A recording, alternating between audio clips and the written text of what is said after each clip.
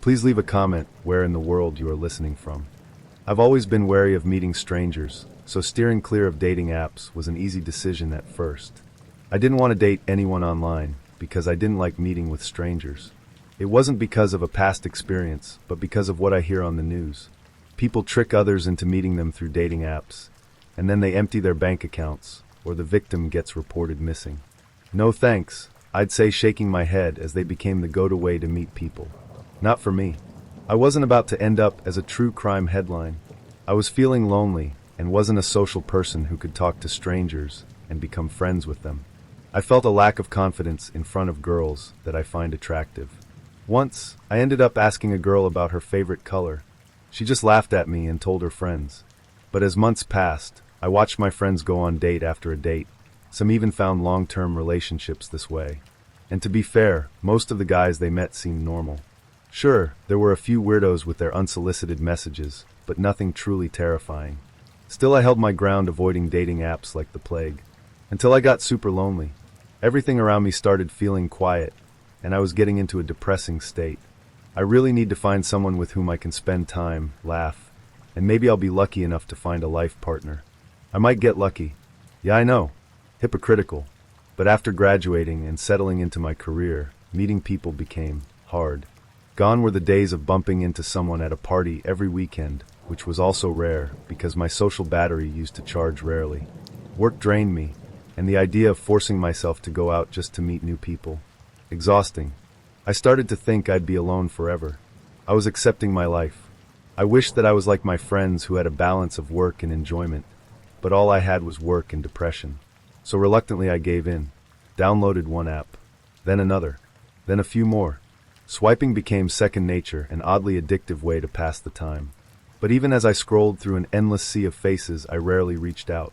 Talking to strangers still made me uneasy, and let's be real. I've listened to way too many true crime podcasts. The constant warnings to never let your guard down weren't easy to ignore. Looking back now, that paranoia might have saved my life. I wasn't reckless. I refused to meet anyone until I felt like I knew them. So when someone familiar popped up on my screen, I was intrigued. I actually knew this guy. Went to high school with him. If I was ever going to give this a shot, meeting someone I already had a history with seemed like the safest option. I swiped right, then set my phone down to brush my teeth. Seconds later, my screen lit up. We matched. My first reaction? Shock. We weren't exactly friends back then. I doubted he even knew I existed. He was part of that elite, ultra-rich crowd at my private high school.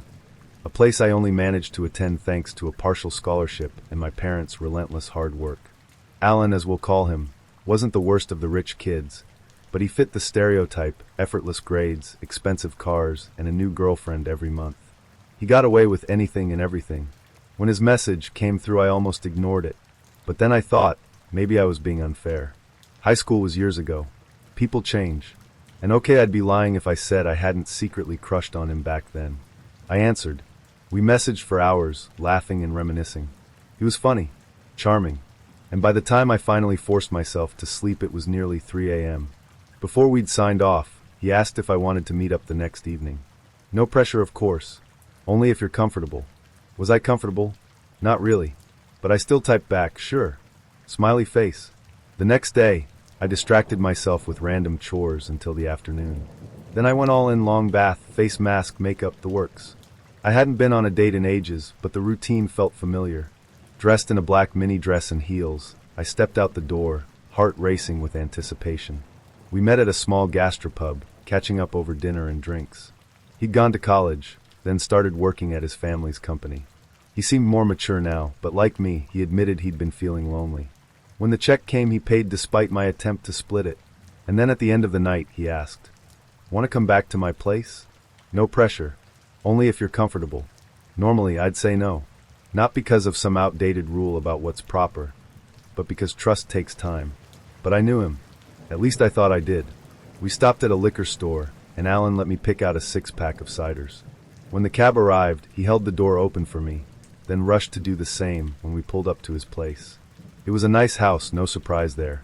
Inside, he handed me an open cider, and we settled onto the couch, talking and sipping our drinks. An hour later, 6 empty bottles lined the coffee table, and we made our way to his bedroom. We had sex. It was good, not amazing, but let's be honest. Is it ever amazing the first time with someone new? Afterward, I started slipping on my heels, ready to head home, but he stopped me. Stay the night, he said. Let's just talk for a while. I wasn't expecting that, but it was nice. I agreed. That's when things got weird. He got up and came back with mixed drinks. I was thirsty, so I finished mine pretty quickly. Immediately, he jumped up to get me a refill. I hesitated. He wasn't even halfway through his first drink, but I told myself I was overthinking. It wasn't like he needed to get me drunk. We'd already slept together. Still, I drank the second, one more slowly. And when he left to use the bathroom, I tossed the rest out the window. Alan came back with yet another refill. He was still nursing his first drink, and set mine on the table. Then, out of nowhere, he started tickling me. Normally, I'd be annoyed, but he was cute, so I played along. We wrestled a bit, laughing, and for a moment, it felt like we were about to go for round 2. Then he pinned me down. His expression shifted, too serious, too intense. I don't want to hurt you, he said, but his hands pressed me into the mattress a little too hard. Then, just as quickly, he let go. Smiled. Joked. The easygoing guy I'd been talking to was back. I told myself not to overreact. Maybe I'd misread the moment. We kept talking, laughing. I was just starting to shake off the uneasy feeling when it happened again. Alan suddenly went quiet, staring off at nothing, like he was listening for something I couldn't hear. I lost my train of thought. Then he slapped himself. Not hard, but enough to make me freeze. Knock it off, he muttered under his breath. That old paranoia of mine flared back to life. I sat up. Alan noticed and quickly grinned, shaking his head like I was being silly. It's okay, love. Come here. Come back to bed. Hesitantly I did. His arms wrapped around me, and against my better judgment, I let myself relax. It felt good to be close to someone again. I was drifting off when he did it again. This time he knocked his head against the headboard, harder than before. Quit it, seriously, he muttered, voice tense. Something was wrong. My heart pounded as I tried to decide what to do. Finally I eased my feet onto the floor, kissed his forehead, and told him I needed the restroom. I padded down the hallway to the bathroom, locking the door behind me. I needed a second to think, to figure out my next move. I wanted to believe I was overreacting. Alan had been sweet all night. Maybe he was just dealing with something internal, something personal. That didn't make him dangerous. But that didn't mean I was safe either. I splashed cold water on my face, willing myself to calm down. Then, bang, something slammed against the wall. If you don't cut it out, I'm going to have to call the police. A struggle, shuffling, but Alan was the only one in the room, and I didn't want to be in that house anymore. I slipped out of the bathroom, moving quickly and silently on tiptoes toward the living room. Holding my breath, I cracked the front door open, then bolted. Barefoot, I exploded into the night, my abandoned heels the last thing on my mind. Behind me, the front room lights flicked on. Alan burst through the doorway, his voice raw with fury. "Where are you?" he bellowed, his footsteps pounding against the driveway. "Where are you, bitch?" I didn't move, didn't breathe. I lay hidden beneath his neighbor's car, paralyzed with fear. For minutes that felt like forever, he searched, stalking up and down the driveway, scanning the street. But he never found me. Once I was sure he'd given up, I ran. Down the street, as fast as my legs would carry me. I called a cab and never looked back. The next day, Alan tried to reach me. The sweet, funny guy I'd met on the app reappeared in my messages, acting as if nothing had happened. But I knew the truth. I'd heard it in his voice as he screamed into the night, raw, vicious, and unfiltered. That was the real Alan, and I could never feel safe around him again. At first I felt lucky. Over drinks with my friends, I laughed it off, told them I'd dodged a bullet, lost a good pair of heels, but saved myself a hell of a lot of trouble. Alan was unhinged, I told them. Just another rich asshole who'd never faced consequences. Years passed. I barely thought about that night, until one of Alan's high school friends, his best friend, went on trial for murder. He'd taken a date home. The prosecution claimed he threw her off the roof of his parents' mansion. He insisted she was crazy. Drunk, hysterical, erratic. She'd jumped on her own. He'd tried to stop her. He'd tried to help, but she was too aggressive, too dangerous. To prove it, he handed over an audio recording from that night. "You never know what you might get accused of these days," he'd said. "Best to cover your bases, right?" He was acquitted. No charges. No consequences. Same as always.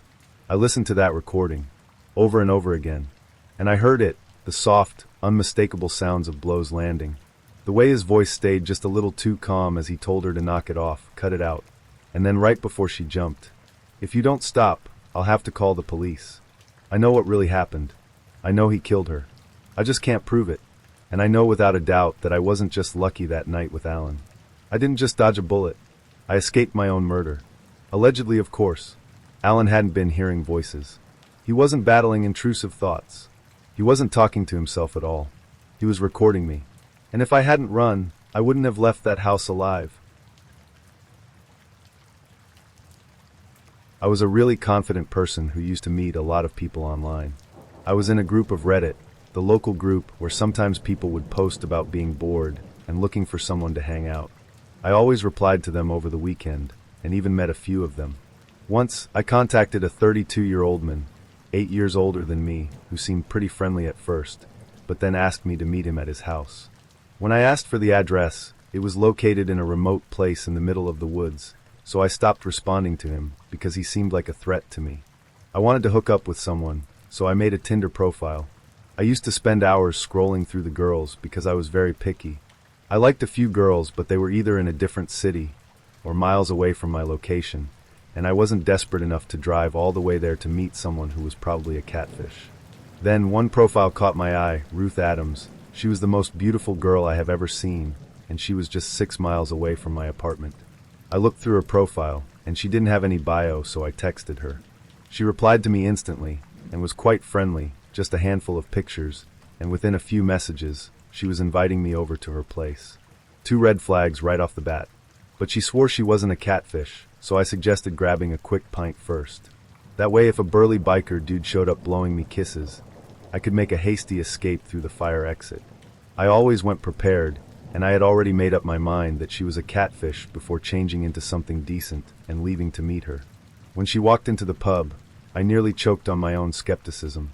Ruth looked like something out of mythology, long legs under a thigh-high skirt, a trench coat draped over her shoulders, onyx eyes that shimmered in the dim light.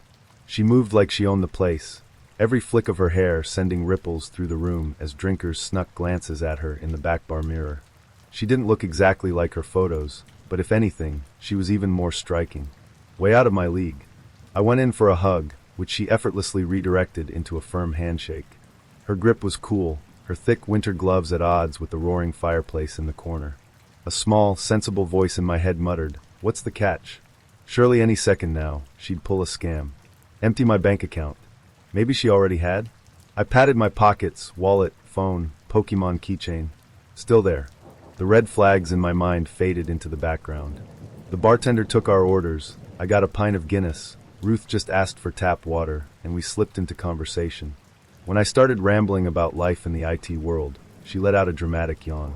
Chuckling, I asked, "All right, what do you do then?" "I'm between jobs." "Between what and what?" "Between surgeon and anything that doesn't involve bodily fluids." Huh. You'd think medical school would have covered that part. I didn't always have a problem with them. There was an incident. She shuddered, as if brushing against an old trauma. "Anyway, let's talk about your sex life." I nearly choked, spraying Guinness across the counter. Ruth, unfazed, pulled a wet wipe from her pocket, wiped down the mess, and then meticulously readjusted the placemats and ashtray until everything was perfectly aligned. The bartender side-eyed her, but kept his mouth shut. Then she started talking kinks. Bold, unfiltered, no hesitation. My heart did this stupid little flutter, and I knew I was already in too deep. She asked if I wanted another drink. I did, but I took it slow. Any more than 4 pints, and I'd be wrapped around the toilet like a shipwreck survivor clinging to driftwood. I couldn't hold it in any longer. "Ruth, don't take this the wrong way, but are you real? What's the catch here? Am I waking up tomorrow minus a kidney?" She chuckled. "I'll be honest, there is a catch. But you have to promise not to make fun of me." I crossed my heart. Leaning in, she pressed her lips against my ear. "I'm a clean freak. A major clean freak. If you come back to mine tonight, you'll need to shower the second we get there." She traced a gloved finger along my collar and barely suppressed a gag. "Your clothes will need to be cleaned too. I've got a fresh pair you can borrow. And you must brush your teeth. Also, do you have an earwax remover? If not, you can use one from my emergency kit." I blinked. "You're serious?" "Deadly. I can't stand filth. I need you spotless." "Sound good." It was like a winning lottery ticket had just landed in my lap. I downed the rest of my pint, wiped the foam from my lip and grinned. Sounds great. In the front seat of her Volvo, Ruth handed me a breath mint, probably trying to erase the lingering taste of my aunt's cottage pie. She drove west, past town, toward an ultramodern house looming at the edge of the forest. The building's sharp white angles clashed against the dark pine trees, and an imposing high-tech barrier out back looked like it was meant to keep more than just vermin at bay. The moment we stepped inside, the harsh stench of disinfectant hit me like a wall. Every inch of the place was spotless, straight lines and sterile surfaces, like something out of an IKEA catalog. You could have performed open-heart surgery in any room. Every piece of furniture was shrink-wrapped, and 2 stuffed kittens frozen mid-pounce stood guard on the landing. "Aren't they cute?" Ruth asked when she caught me staring. It was like she lived in an alternate, plastic-wrapped reality. She made me kick off my shoes and led me down the hall. In the bathroom, she watched as I stripped. Her expression was unreadable, clinical. My clothes went into a Ziploc bag, which she held at arm's length like radioactive waste. Then she rattled off strict instructions on which soap and shampoo to use. I resisted the urge to tell her I'd been washing myself for years, probably the same sarcasm that kept me single. Instead, I stepped into the shower, and when I was done, I found a neatly folded white linen shirt and jeans waiting for me. The earwax remover on the sink looked like something out of Star Trek, but I figured out the settings eventually. In the lounge, Ruth handed me a shot of something fruity and sour. We clinked glasses, and I knocked mine back. The burn hit my stomach fast. I went to sit down, but the plastic-covered couch was slipperier than a water slide. I lost my balance, hit the ground, then suddenly my head got heavy. The air thickened, like I was wading through syrup. The next moments were a blur. The floor shifted beneath me. My limbs refused to cooperate. Then blackness. When I came to, I was on my back. My legs were pinned. My stomach churned. Breathing felt impossible. I forced myself to look down. Past the end of the bed, Ruth emerged into view, a slow, satisfied smile creeping across her lips. In her hands was a roll of shrink wrap. She was winding it tighter and tighter around my body, working her way north. I tried to speak. No words came out. Shush, she cooed, swinging a leg over my midsection, straddling me. She leaned close, her breath warm in my ear. "Don't worry. I'm going to take care of you. You look so handsome like this, all lovely and spotless. I'm just making sure you stay that way. Forever." Her tongue traced the inside of my ear before she stood and crossed the room to fetch medical equipment. My brain struggled to make sense of the nightmare unfolding, but instinct screamed, "Run." I tried flexing my legs, but they barely moved. My muscles were jelly. Ruth's grip clamped down on my ankles. "Stop squirming," she snapped. "You're ruining everything." I mustered every last ounce of strength and thrashed side to side. The bed frame rocked. Then I rolled off. The floor slammed into me, hard as concrete. My mouth opened, but instead of a scream, a tidal wave of vomit erupted from my gut. Chunks of cottage pie shot in every direction, a fountain of half-digested beef mince, onions, and garlic. Ruth recoiled in horror. She stumbled, her shoes skidding through the mess. Her arms flailed, and she crashed to the ground. The germaphobe popped back up fast. She looked at her palms, then down at the wet patches streaking her pristine clothes. Her throat made a strangled sound, like a cat coughing up a fur ball. Desperate, she clawed at her emergency wet wipes, scrubbing furiously. Sensing my chance, I crawled away, leaving a snail trail of puke behind me. "Get back here," she shrieked. But she physically couldn't stop scrubbing herself long enough to chase me. I inched down the hall, my right arm still pinned against my torso. My left was free, though, and up ahead was the kitchen. Knives. I dragged myself toward a central island, yanked open a drawer, cutlery clattered to the floor. My fingers fumbled through the pile, but all I found were spoons. Footsteps pounded toward the kitchen. Finally, my hand closed around a fork. I stabbed at the shrink wrap until my other arm wriggled loose. I was like a butterfly tearing through its cocoon. Ruth burst through the doorway, a syringe glinting in her hand. She lunged. I caught her wrist at the last second. Panic surged. I needed a weapon. Anything. Then I felt it. Something thick and sticky had climbed the back of my throat. Desperate, I spat a globby, bile-soaked oyster of half-digested scrambled eggs and bacon into my palm. Before Ruth could react, I smeared it across her face. She convulsed, her body racked with dry heaves. The syringe tumbled from her grip. I seized the fallen drawer and swung it into the side of her head. She crumpled. I hit her again, and again, until her eyes rolled back. Then I crawled. In the hallway, I spotted a phone on a side table. My fingers barely functioned, but I managed to dial 911. The operator couldn't understand me, but they sent a squad car anyway. The next thing I remember is waking up to a circle of emergency responders staring down at me. At first, the police didn't believe my story. Ruth, concussed but conscious, claimed I was the aggressor. They took us both to the hospital, patched up our cuts and bruises. For a while, it seemed like I'd be the one in trouble until officers searched the woods behind her house. Beneath a tangle of bushes, they found something. A body, wrapped in plastic, partially buried, badly decomposed. It belonged to a local man who'd vanished 6 months earlier. I remembered his mother crying on TV. Post-mortem reports suggested Ruth had kept him alive for months, feeding him through a catheter and 4-drip, ensuring he never contaminated her perfect home. It was only when he finally spoiled that she got rid of him. And if I hadn't fought back, I would have been next.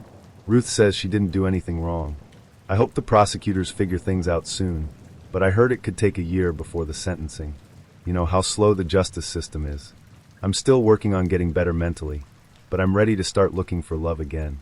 This time, though, I'll make sure not to miss any warning signs.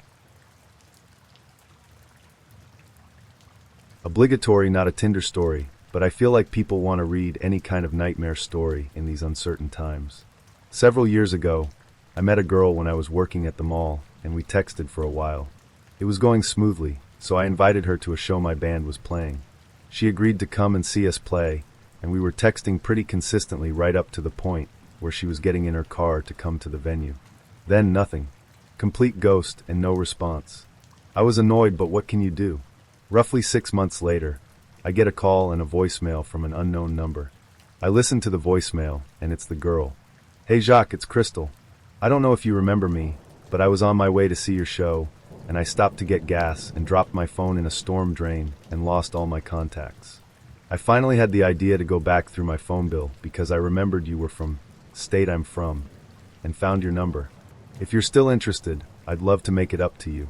Now, you have to understand this was well before the cloud, so you could easily lose all of your contacts just by losing your phone, and I don't remember the exact details of her story, but I'm not sure if she had the transcriptions of the numbers she texted, or if it was from the first time I called her phone to make sure the number she gave me was correct.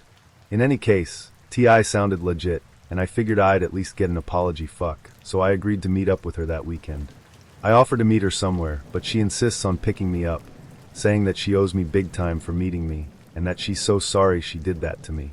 We go out for lunch at a sushi place and have a fine time. She's a little frenetic, but she's obviously nervous and very apologetic. When she insists on paying, I knew she had been thinking about this for months. Afterwards, we go to Starbucks for coffee. She insists on paying there too. She says she needs to stop at Nordstrom, and would I like to come? Sure, I say. Why not?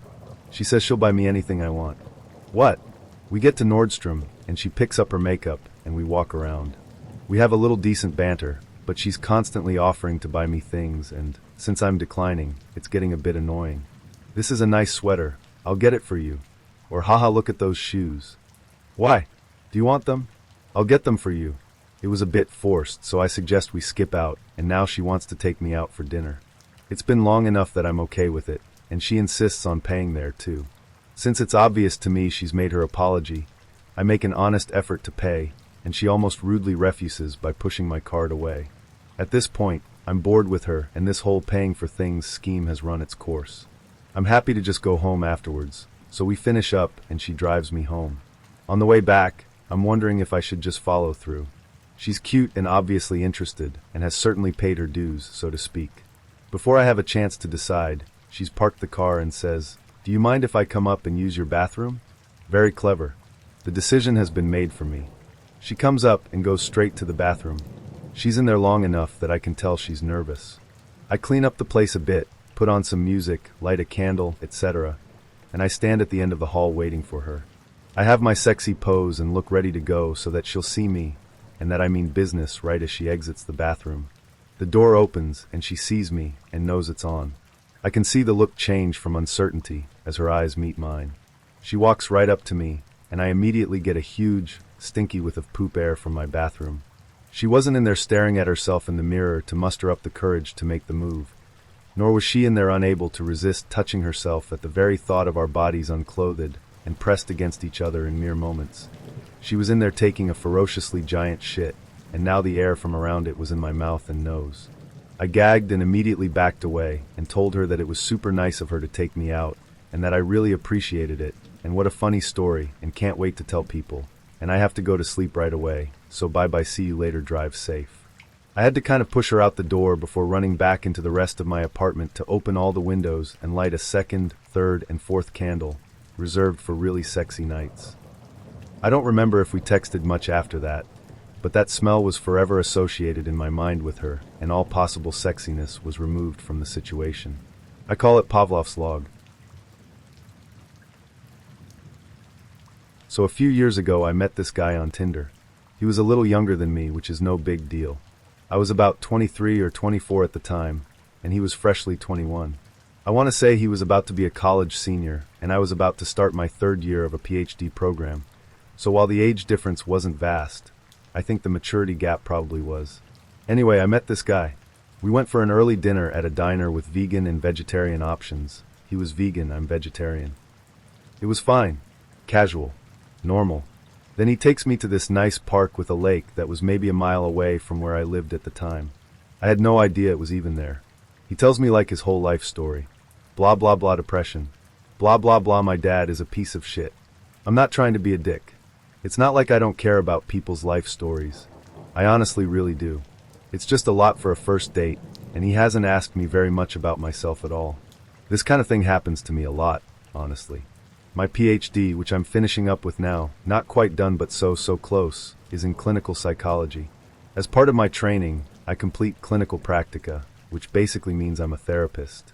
I'd been a therapist for about a year and a half at that point. For some reason, when boys hear that you are a therapist, they tell you their whole life story and delve into descriptions of the deepest depths of their depression. Unintentional alliteration, LOL. That's all well and good, but it usually means that you know everything about them, while they know literally nothing about you. They end up liking you really fucking fast, and you're just like, dude, you don't even know me. Then they start to pull stuff out of you, and you eventually start opening up, and you start feeling like you guys are starting to actually get to know each other. Then they realize you are a real person, and they stop idealizing you, and they dump you. Rinse and repeat. This happens to me all the time. I'm used to it at this point, but this was one of the first times it happened. Definitely not the first time, but maybe like the fourth or fifth or something. It was definitely the first time that I started to like someone back fairly quickly after not giving a fuck at first. Anyway, that all happens. You know, we spend more time together. He's like head over heels for me. Makes me read it bad poetry, and I mean bad.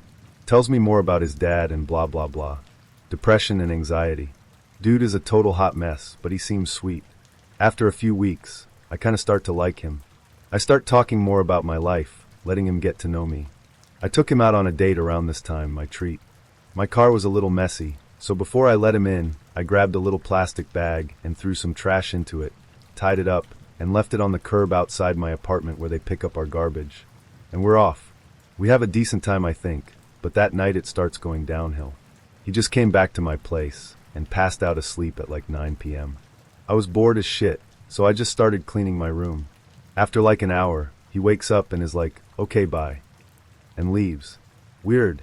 I assumed he was spending the night. We had done that a lot already, and why he'd drive home if he was already falling asleep. Anyway, we made plans for the next day to go to that same park from our first date and take his dog for a walk. We never did. That night was the last time I saw him.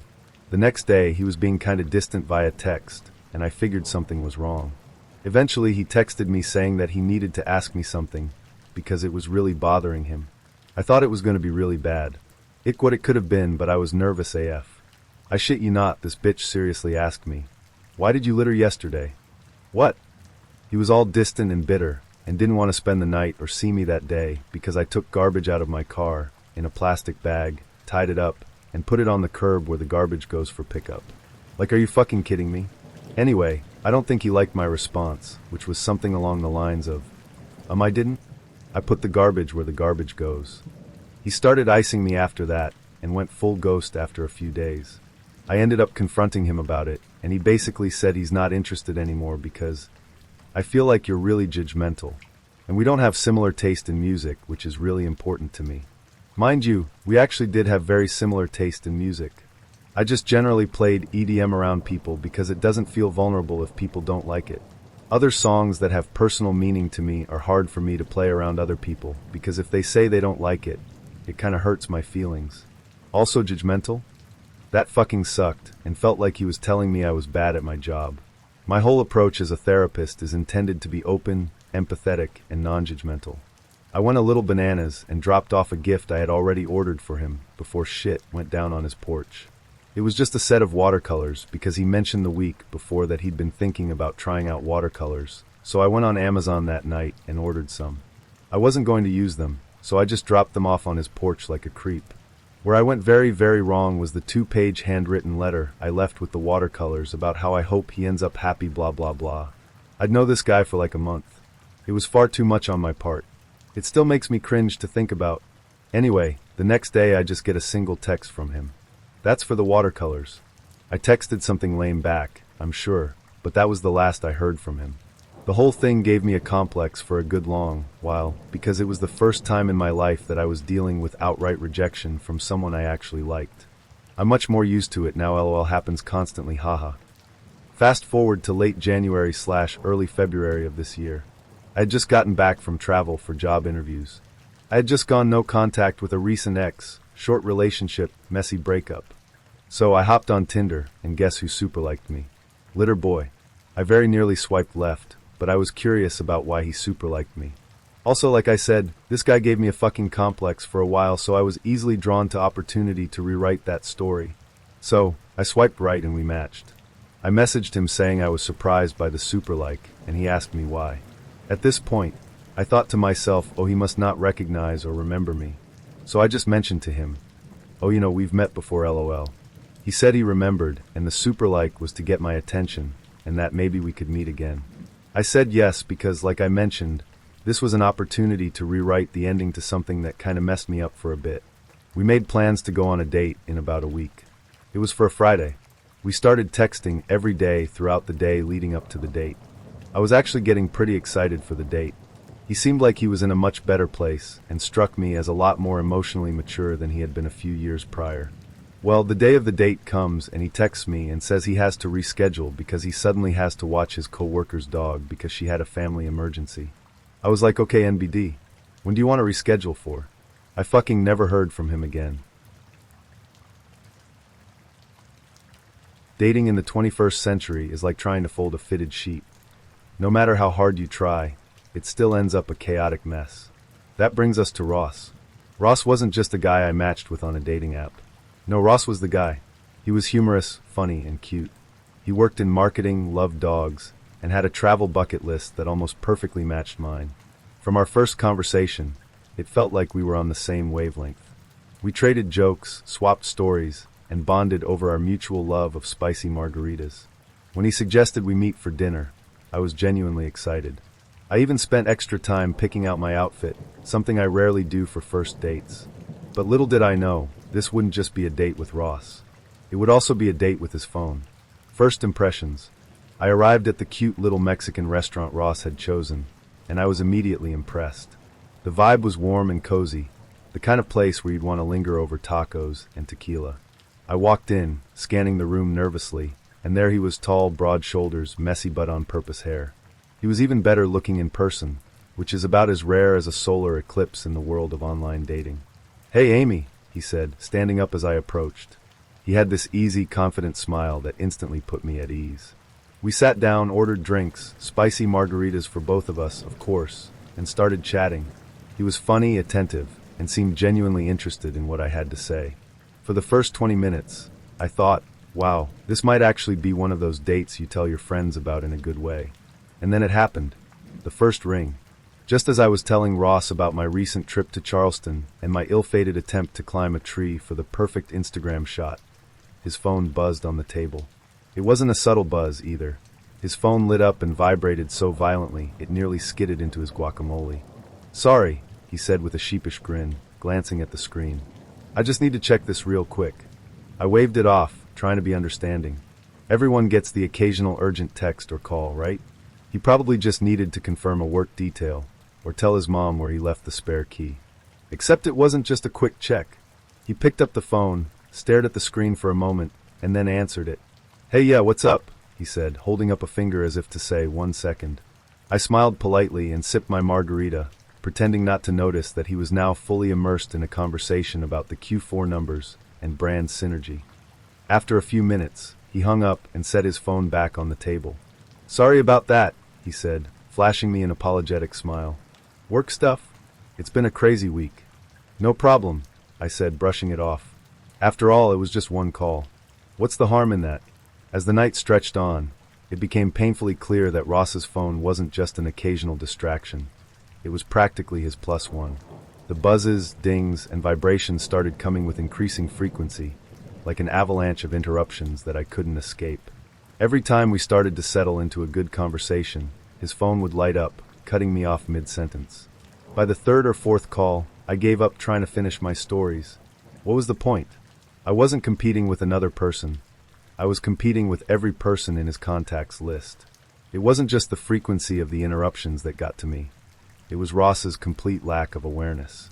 He didn't seem the least bit embarrassed as he kept glancing at his phone and muttering, "Sorry, work stuff," or "This'll just take a second." And most of the time, it wasn't just a second. It was 2 or 3 minutes of him being fully immersed in his phone while I sat there, staring at my enchiladas and pretending the tortilla chips were fascinating conversation partners.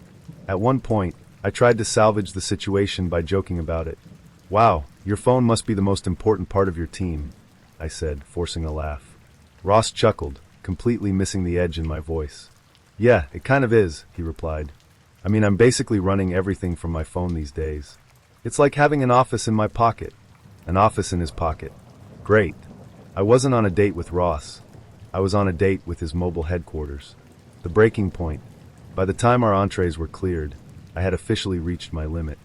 I could feel my frustration bubbling just under the surface, but I kept trying to convince myself to be patient.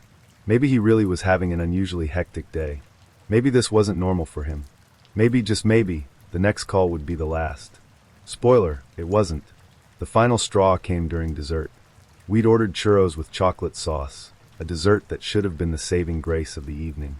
I thought, surely, even Ross can put his phone down long enough to enjoy a plate of warm, sugary perfection.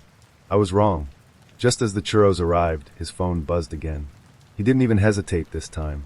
Without so much as an "excuse me," he grabbed his phone, stood up, and walked away muttering, "I really have to take this." I watched him disappear toward the bar area, churro in hand, and that was it. I was done. I sat there for a moment, staring at the empty seat across from me. The plate of churros sat untouched, the chocolate sauce glistening under the soft restaurant lighting. It was almost poetic. If this date were a movie, this would be the scene where the heroine realizes she deserves better. So I did what any self-respecting woman would do. I picked up a churro, dunked it in the chocolate sauce, and ate it by myself. And honestly, it was the best part of the night. The walkout.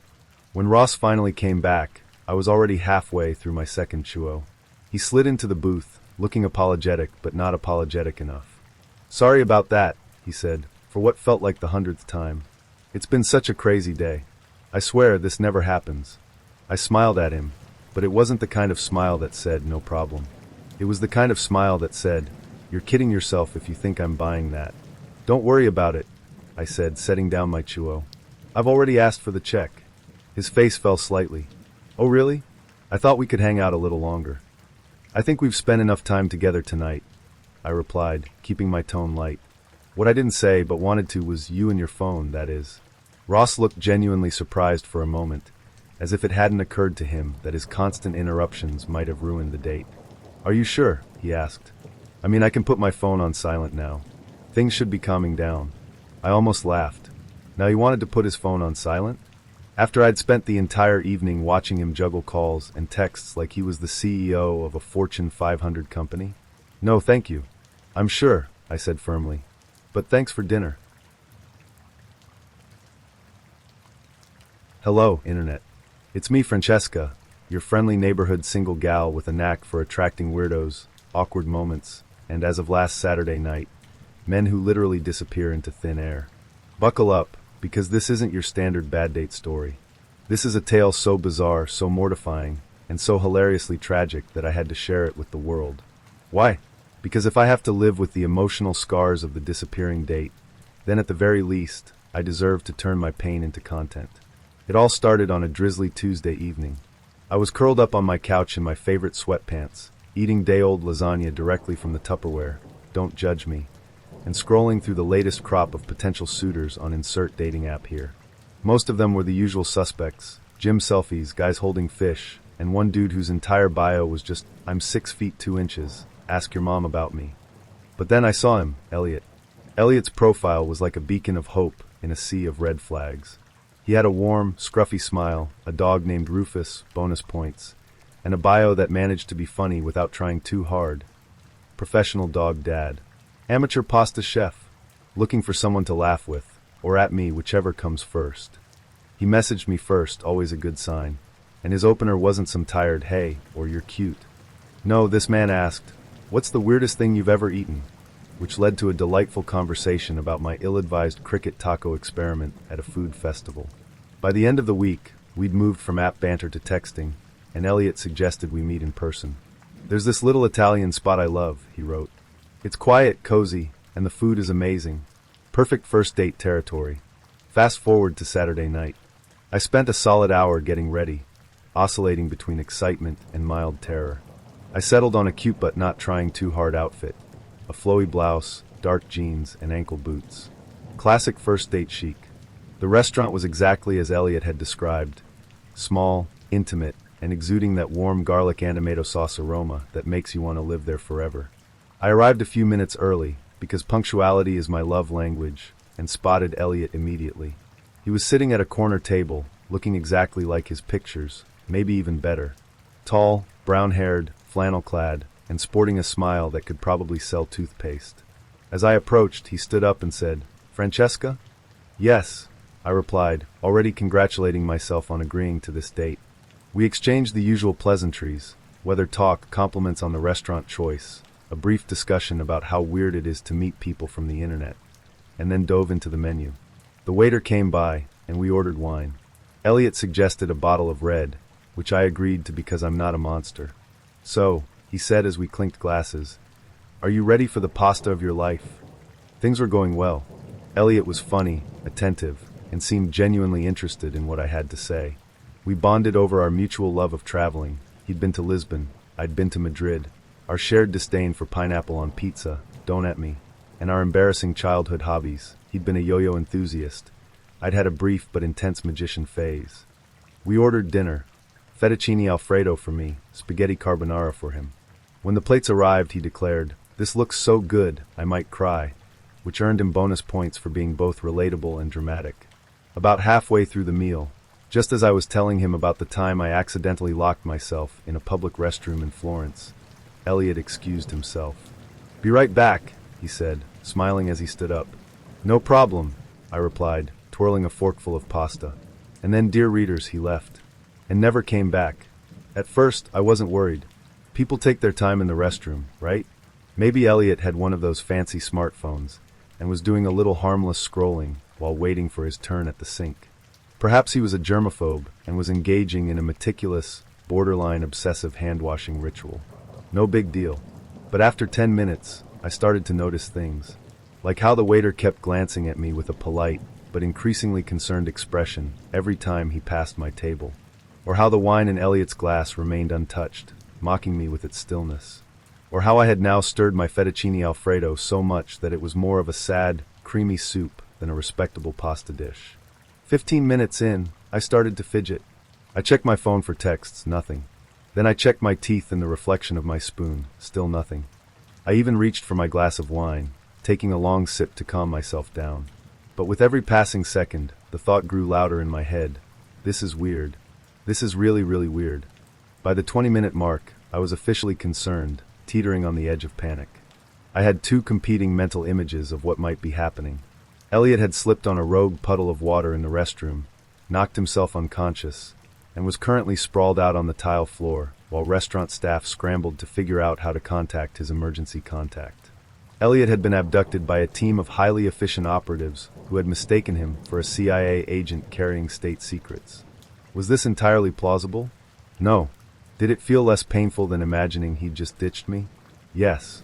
30 minutes in, my rational brain started whispering the unthinkable. What if he's not coming back? I tried to shut it down.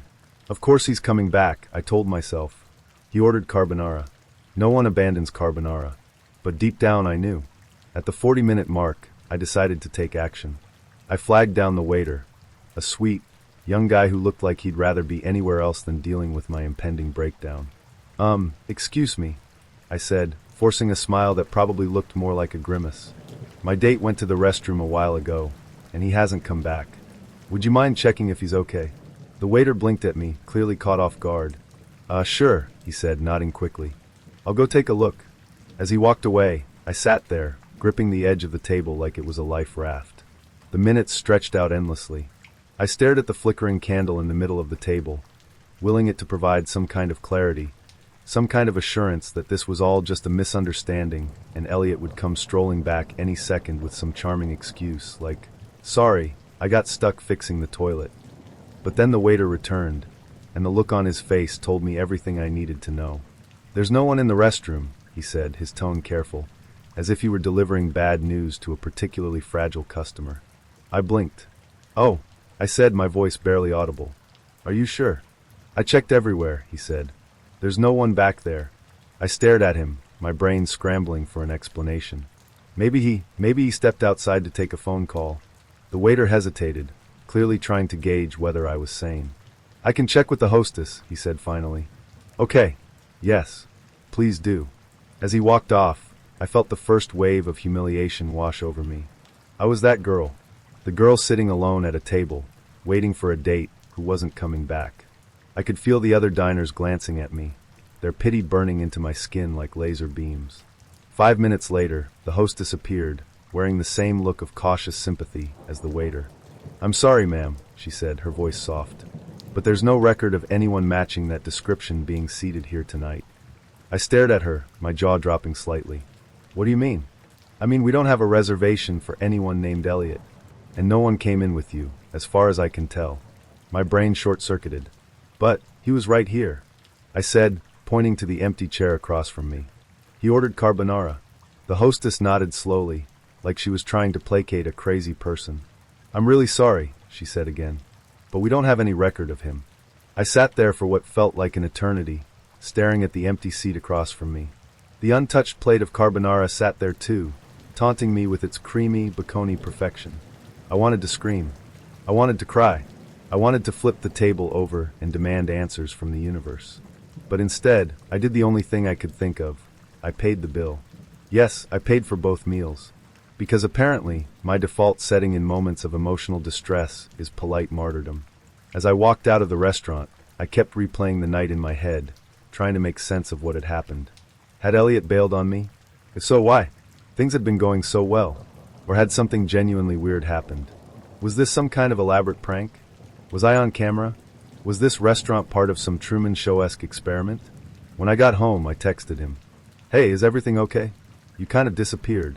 No response. The next morning, I tried again. "Not sure what happened last night, but I hope you're all right." Still nothing. By the end of the week, I had come to terms with the fact that Elliot was gone. Like really gone. Not just out of the restaurant, but out of my life. As if he had never existed in the first place. I almost got attacked over a year ago. I was still dating around before I met my now ex. This skinny, hippie dude pops up. He checks off stoner, artistic, chill, humorous, emotional. My basic standards. Here's where I made a mistake. Instead of planning on meeting publicly, I opted on going to his house. He had roommates and that was good, right? No. We ended up watching Shameless and talking. I did smoke weed, but it didn't leave me unaware of my surroundings. He started talking about his past drug addiction with heroin. Even if he's sober now, it's not for me to have to be worrying about relapse considering my family. But hey, we dug deep. Though at this point, I made my decision to not pursue a thing. Nonetheless, we had a good conversation. But he starts immediately trying to kiss me and push his fingers down my pants. I refused and politely told him that's not what I came for. I reassured him I was just wanting to seek a companion. He seemed to accept that until 5 minutes later when he does it again. I told him no again. I guess the guru over here figured out I'm a rape survivor. I guess he knows who are rape victims, and who are not, just by them being defensive when he makes a dumbass move. Out of nowhere after, he tells me he was raped too. He said he learned to like it because it was just sex. All it meant was the perpetrator liked you so much that they can't control themselves. I want you to take a wild guess on what he tried to do again. I was able to push his skinny body off of me. It made me feel so strong being able to fight it off this time. I'll give it that. I started slowly walking out, trying to distract him by describing my distaste for the Twilight movies. Cheesy, but it saved my ass. I rushed to my car and sped off. I was able to report his account, and I assumed they may have gotten enforcement involved as he never was back on there, and I did mention the attempted rape. It is never your fault if you are put in that situation. You can plan measures to avoid it, but know it is entirely up to a rapist to do that no matter what circumstance. But even as I say this, never ever go to someone's house if you've never met them. Not even if there's weed, not even if they have a cute bunny, not even if they have a clean-ass record. Be safe. A good person will understand these precautions. A bad person will keep coaxing you to do it. Even if you do it and whatever they do is on them, just try to avoid that situation. It's very stressful, risky, and you can be trapped. Don't make the mistake I did. Even if it's not on me, it was not worth the risk. I'm very glad it didn't happen to me again. I online date quite a bit, for I don't have the time or desire to go to a pub to meet women, and also it is a great tool for weeding out the crazies. One of my worst experiences was a few years ago, and really it isn't all that bad, however you may enjoy my tale. We met on Match.com, and hit it off in email pretty well with a few small warning signs that at the time seemed like general inquisitiveness. Signs like, "What is your job? Does that pay well?" In addition, her constant drive for acceptance, compliments, status, and her devout materialism. Being less cynical then than I am now. We set up a date and agree on a moderately fancy place in downtown Seattle. We set our date for 7, and I make reservations. When I arrive 5 minutes early, she is already at the table and has 3 empty martini glasses before her and nursing her 4th. Her photos were not all that out of date and represented her, perhaps 10 pounds lighter, but they definitely were not up to date. She dressed to impress, but in my mind's eye, I recall something not being right about it all. Through the date, she kept trying to impress me about things she owned, places she had been, and name-dropping famous people she claimed to have known. Her continued emphasis on equating her worth to material things, and her continued inquiries about my worth, such as, "Do you rent?" with a sneer, or "Do you own?" were rapidly rising from warning to alarming. When it came time to order, she chose the most expensive thing on the menu, surf and turf with lobster, and ordered not 1, but 2 more Bombay Sapphire martinis, which she plowed through during the meal, while only touching 1 or 2 bites of her entire meal. I kept my end chit-chat small, and enjoyed my meal and paired wine, and let her continue her self-aggrandizement. For dessert, she ordered some $50 chocolate champagne truffle mouse, and 2 more cocktails. I had coffee. I was beginning to grow concerned not just for my wallet, but also that she might actually be a pretty hardcore alcoholic. She had 2 bites of her dessert through the hour we talked and sent it off, like her meal, not requesting a doggy bag. As she siphoned off those 2 drinks, bringing her known total to 8 in 2.5 hours, I realized that there was something absolutely wrong with this person at a fundamental level, and getting any more involved with her would probably be a very, very bad idea. When the waiter appeared after the dessert, I said to him, "We will take the checks, please," with an emphasis on the S. On cue, she excused herself to the ladies' room. The waiter got my subtlety and promptly returned with 2 bill books and placed one on her setting, and I gave him my card. She remained in the bathroom until the waiter returned with my card and the receipt. As she came to the table complaining loudly about the bathroom, I bid her good evening and told her that I really wasn't interested in pursuing a relationship with her, but that I wished her the best of luck, and turned to walk to the door. About the time I got to the door, I heard her scream, "$400. I am not paying this," and I walked out. I never heard from her again, and I hope she got the help that she needs. Also, I would like to add that since this date, I moved from the Pacific Northwest to a suburb of Stockholm, Sweden, where here in Sweden, at least on the first date, women always pay for themselves because regardless of gender, equality is equality. I kinda like this, and although I absolutely do not mind treating a date, I think that it sets an obligation-free atmosphere for a date that allows us to get to know one another without the specter of one person being beholden to another over a meal. from an old post of mine and a different dating app, but here goes. I went out on a date with this woman. We went to a restaurant to have dinner. She seemed a little spacey, a low talker, kind of pretty, but a little disconnected with reality. We have a nice conversation I barely can hear. By the end of the date, usually people do a hug or say, "We should do this again sometime." She walked away, then walked back as if she remembered that's generally common human courtesy, to do some kind of goodbye. Kind of weird, I should have ended it there. So I go out with her again. We go to see the movie Annihilation about the scientists who explore an alien landing site. Partway through the movie, she starts freaking out and covering her eyes. This movie isn't even that scary. Afterwards, we go to the movie theater bar, where she needs to take time processing all the visuals she just saw. She's still kind of freaking out, but we get to talking. She shows me a reservation she made for the weekend. I look at it. It's not the name she used on her dating profile. And come to think of it, she never mentioned anything of that before, and it was a bit weird. I probably should have ended it there. So I go out with her again. We make plans. I'm going to pick her up at her place, and we're going to get Thai food. I get there, she texts me. I'm just finishing up my coffee. Come on in. She lives on some off-street with no road, one of those alleyway streets with only walking access. She lets me in at the gate. Looking at the apartment in front, which is completely empty, wood floors, figure this is a nice place. I knock on the door.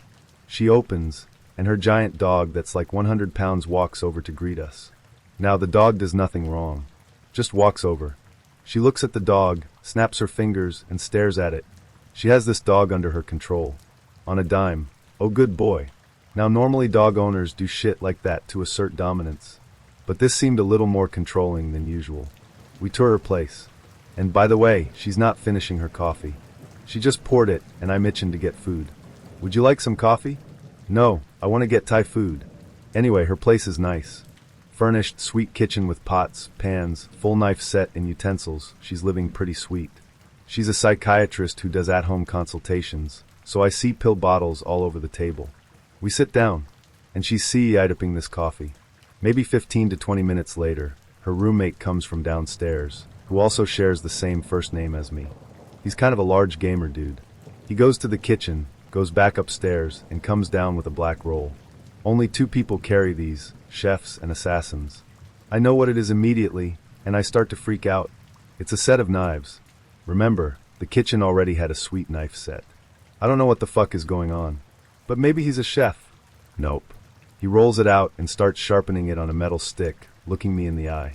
I'm thinking a chef would use a wet stone if they really gave a shit about their knives. I look to her. She's cool as a cucumber, as if nothing weird is happening.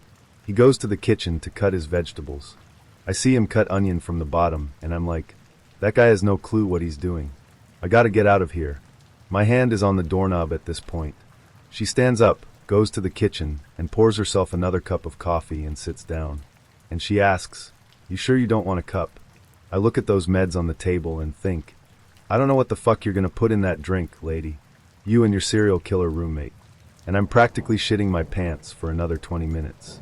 We finally go to the Thai restaurant, where 3 seats down from me was a girl I went out with a few months ago, who I was into, but who also totally ghosted me. Blue hair this time around, and she seemed pretty bored on her date. Anyway, she tells me about her divorce, her being new to town, her living situation, how her roommate was a recovering meth addict she met who she let live in her place while he figured his life out. A lot of the weirdness, she explained, was due to her having synesthesia and ADD, hence getting freaked out by all the colorful images at the movie. And things kind of mellow out, but I can't seem to shake how weird this situation was before. She starts to seem a little more human, but I'm not sure I want to do this, even for the story. I should have ended it there. So I go out with her again. I pick her up, we go to the movie theater. It's one that doesn't let us in if we're 5 minutes late. We go to the bar, she's drinking, I'm like, let's hurry up or they won't let us into the movie. She takes her time. We're 5 minutes late, so we have to wait for the next showing. And at this point, I'm so emotionally guarded, and we're finding that we're not that into each other. We see the movie and grab a bite afterwards, where clearly she also discovers this isn't going anywhere. So she says to me, "So I do this for a living." Oh, I know what's coming. She's going to psychologically analyze me. And she asks all these personal questions. And she gets to the core of me in like a minute, and says some things that just hit home and break me to my core. She's good. and I'm internally just destroyed and a complete mess. She's cool as a cucumber. We go outside, she's trying to get an emotional rise out of me, considering I was very emotionally guarded around her before due to the whole fear of death thing. And it's working. We go back to her place, and I'm a mess. Nothing physical has happened at this point, and I'm debating whether I should try and make a move or see if she wants to do anything. But also, I know it's over, and I watch her with her dog, and she's got full dominance over her dog. And I realize I'm exactly like that dog, and here I am, broken emotionally, under her spell, weak, terrified, and insecure. And I look at the chair behind me, and on it are 2 knives laid out perfectly, on a living room chair. I get the fuck out of there immediately. I walk past their empty apartment up front and think, that's not an empty apartment for rent. That's the staging ground. The whole walk back, I'm thinking how no one will easily find me on this offshoot road. I can't even get to the road fast enough if I needed to. And I was terrified. I was not doing this shit anymore for the story. Later, a friend explained that, more than likely she was just weird and her roommate was trying to scare me off. If she started to get close to me, and I started putting any disparaging thoughts about her roomie into her head, he might lose that meal ticket, which made the most sense. But man, that one might top them for me. I'm 35. I have a solid office job, a nice home, and great friends. I work out sometimes. I also make a lot of excuses about why I can't work out today, but I definitely will tomorrow. I'm normal. Average. Not fishing for compliments, just stating facts. But for the life of me, I cannot keep a guy around. I didn't even know how to start meeting good guys until a few years ago when dating apps exploded onto the scene. Quick history lesson, in case this is being heard in the distant future, or the past, because honestly, who knows anymore in the mid-2010s, online dating became completely normal. Whatever you were looking for, casual date, serious relationship, one-night stand, there was an app for that. Most of the time, it was fine. Sometimes you'd meet someone looking for more or less than you, but usually it was just fine. Then, of course, there were the liars. And the lunatics. I dealt with so many 5'6" guys who swore they were over 6 feet. So many old high school pictures where the hair was thick, the jawline was strong, and the reality check was overdue. Look, I don't care if you're bald or short, just don't act like I won't notice when we meet in person. Now, to set expectations, I'm a normal-looking woman. Not a head-turner, not a horror show. Like most women, I wish I was taller, thinner, and covey in all the right places. But I also libido eat and hate to work out, so really I know what I signed up for. I even had friends go over my dating profile, just to make sure I was presenting myself honestly. I didn't want to be a catfish. I wanted someone who knew exactly what they were getting.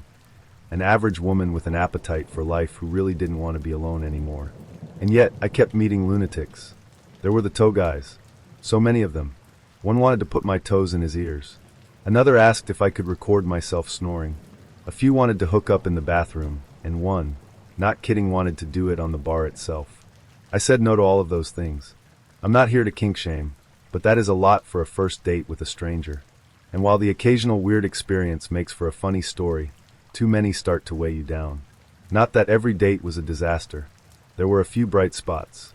Take Sam. Sweet guy. Took me bowling, way more fun than I expected. Made me laugh, was ridiculously cute. We hit it off right away. I took him home, had my way with him, and for a moment, it felt like maybe this dating app thing could work. And then after a week, he vanished. Enter Bill. Rough around the edges, in a fun way. Took me to a rodeo bar. We got drunk and tried the mechanical bull. I lasted all of 3 seconds before it launched me across the room. Bill did way better until he didn't. He wiped out so hard he fractured his arm. But did that stop the night? No, sir. We still went back to my place. And then, just like Sam, a few weeks later, poof. Gone. These were 2 of my success stories. But let's be real. You're not here for the good ones. You want to hear about the worst one. Oh, don't worry. I've got a story for you. John. John was your average liar and lunatic. His profile said he had an explosive personality. His photo said he had hair, a beard, muscles. All lies.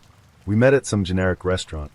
He ordered some forgettable meal, drank table water, and spent the entire date resembling a blank Lego minifigure with a few stray hairs on top. No personality, no conversation, just a void in human form. He answered every question with one word. He didn't ask me anything. By the time he walked me to my car, I was already halfway inside, mumbling a quick bye as I sped off. That was supposed to be it. I went home, drank half a bottle of wine, passed out in bed with my vibrator. Then hours later, I woke up to the sound of pans clanging in my kitchen. My body knew something was wrong before my brain caught up. My skin prickled. The house was dark, except for the faint glow from the kitchen. And the smell. Was that bacon? I crept downstairs. My kitchen is small, an island in the middle, cabinets underneath, stove and fridge on the far side. And there, standing in front of the stove, wearing nothing but my apron, was John, cooking bacon. I could only see his upper half, but it was very clear there was nothing else on him. Hello. I stammered. I should have screamed. I should have grabbed something heavy. But my brain was still buffering. John turned, beaming from ear to ear. Honey, you're awake. His voice was weirdly cheerful. I was just about to wake you, sleepyhead. Wouldn't want you missing today. His smile never faltered, not even when he shouted. My stomach twisted. It's 2 a.m, John. What are you doing here?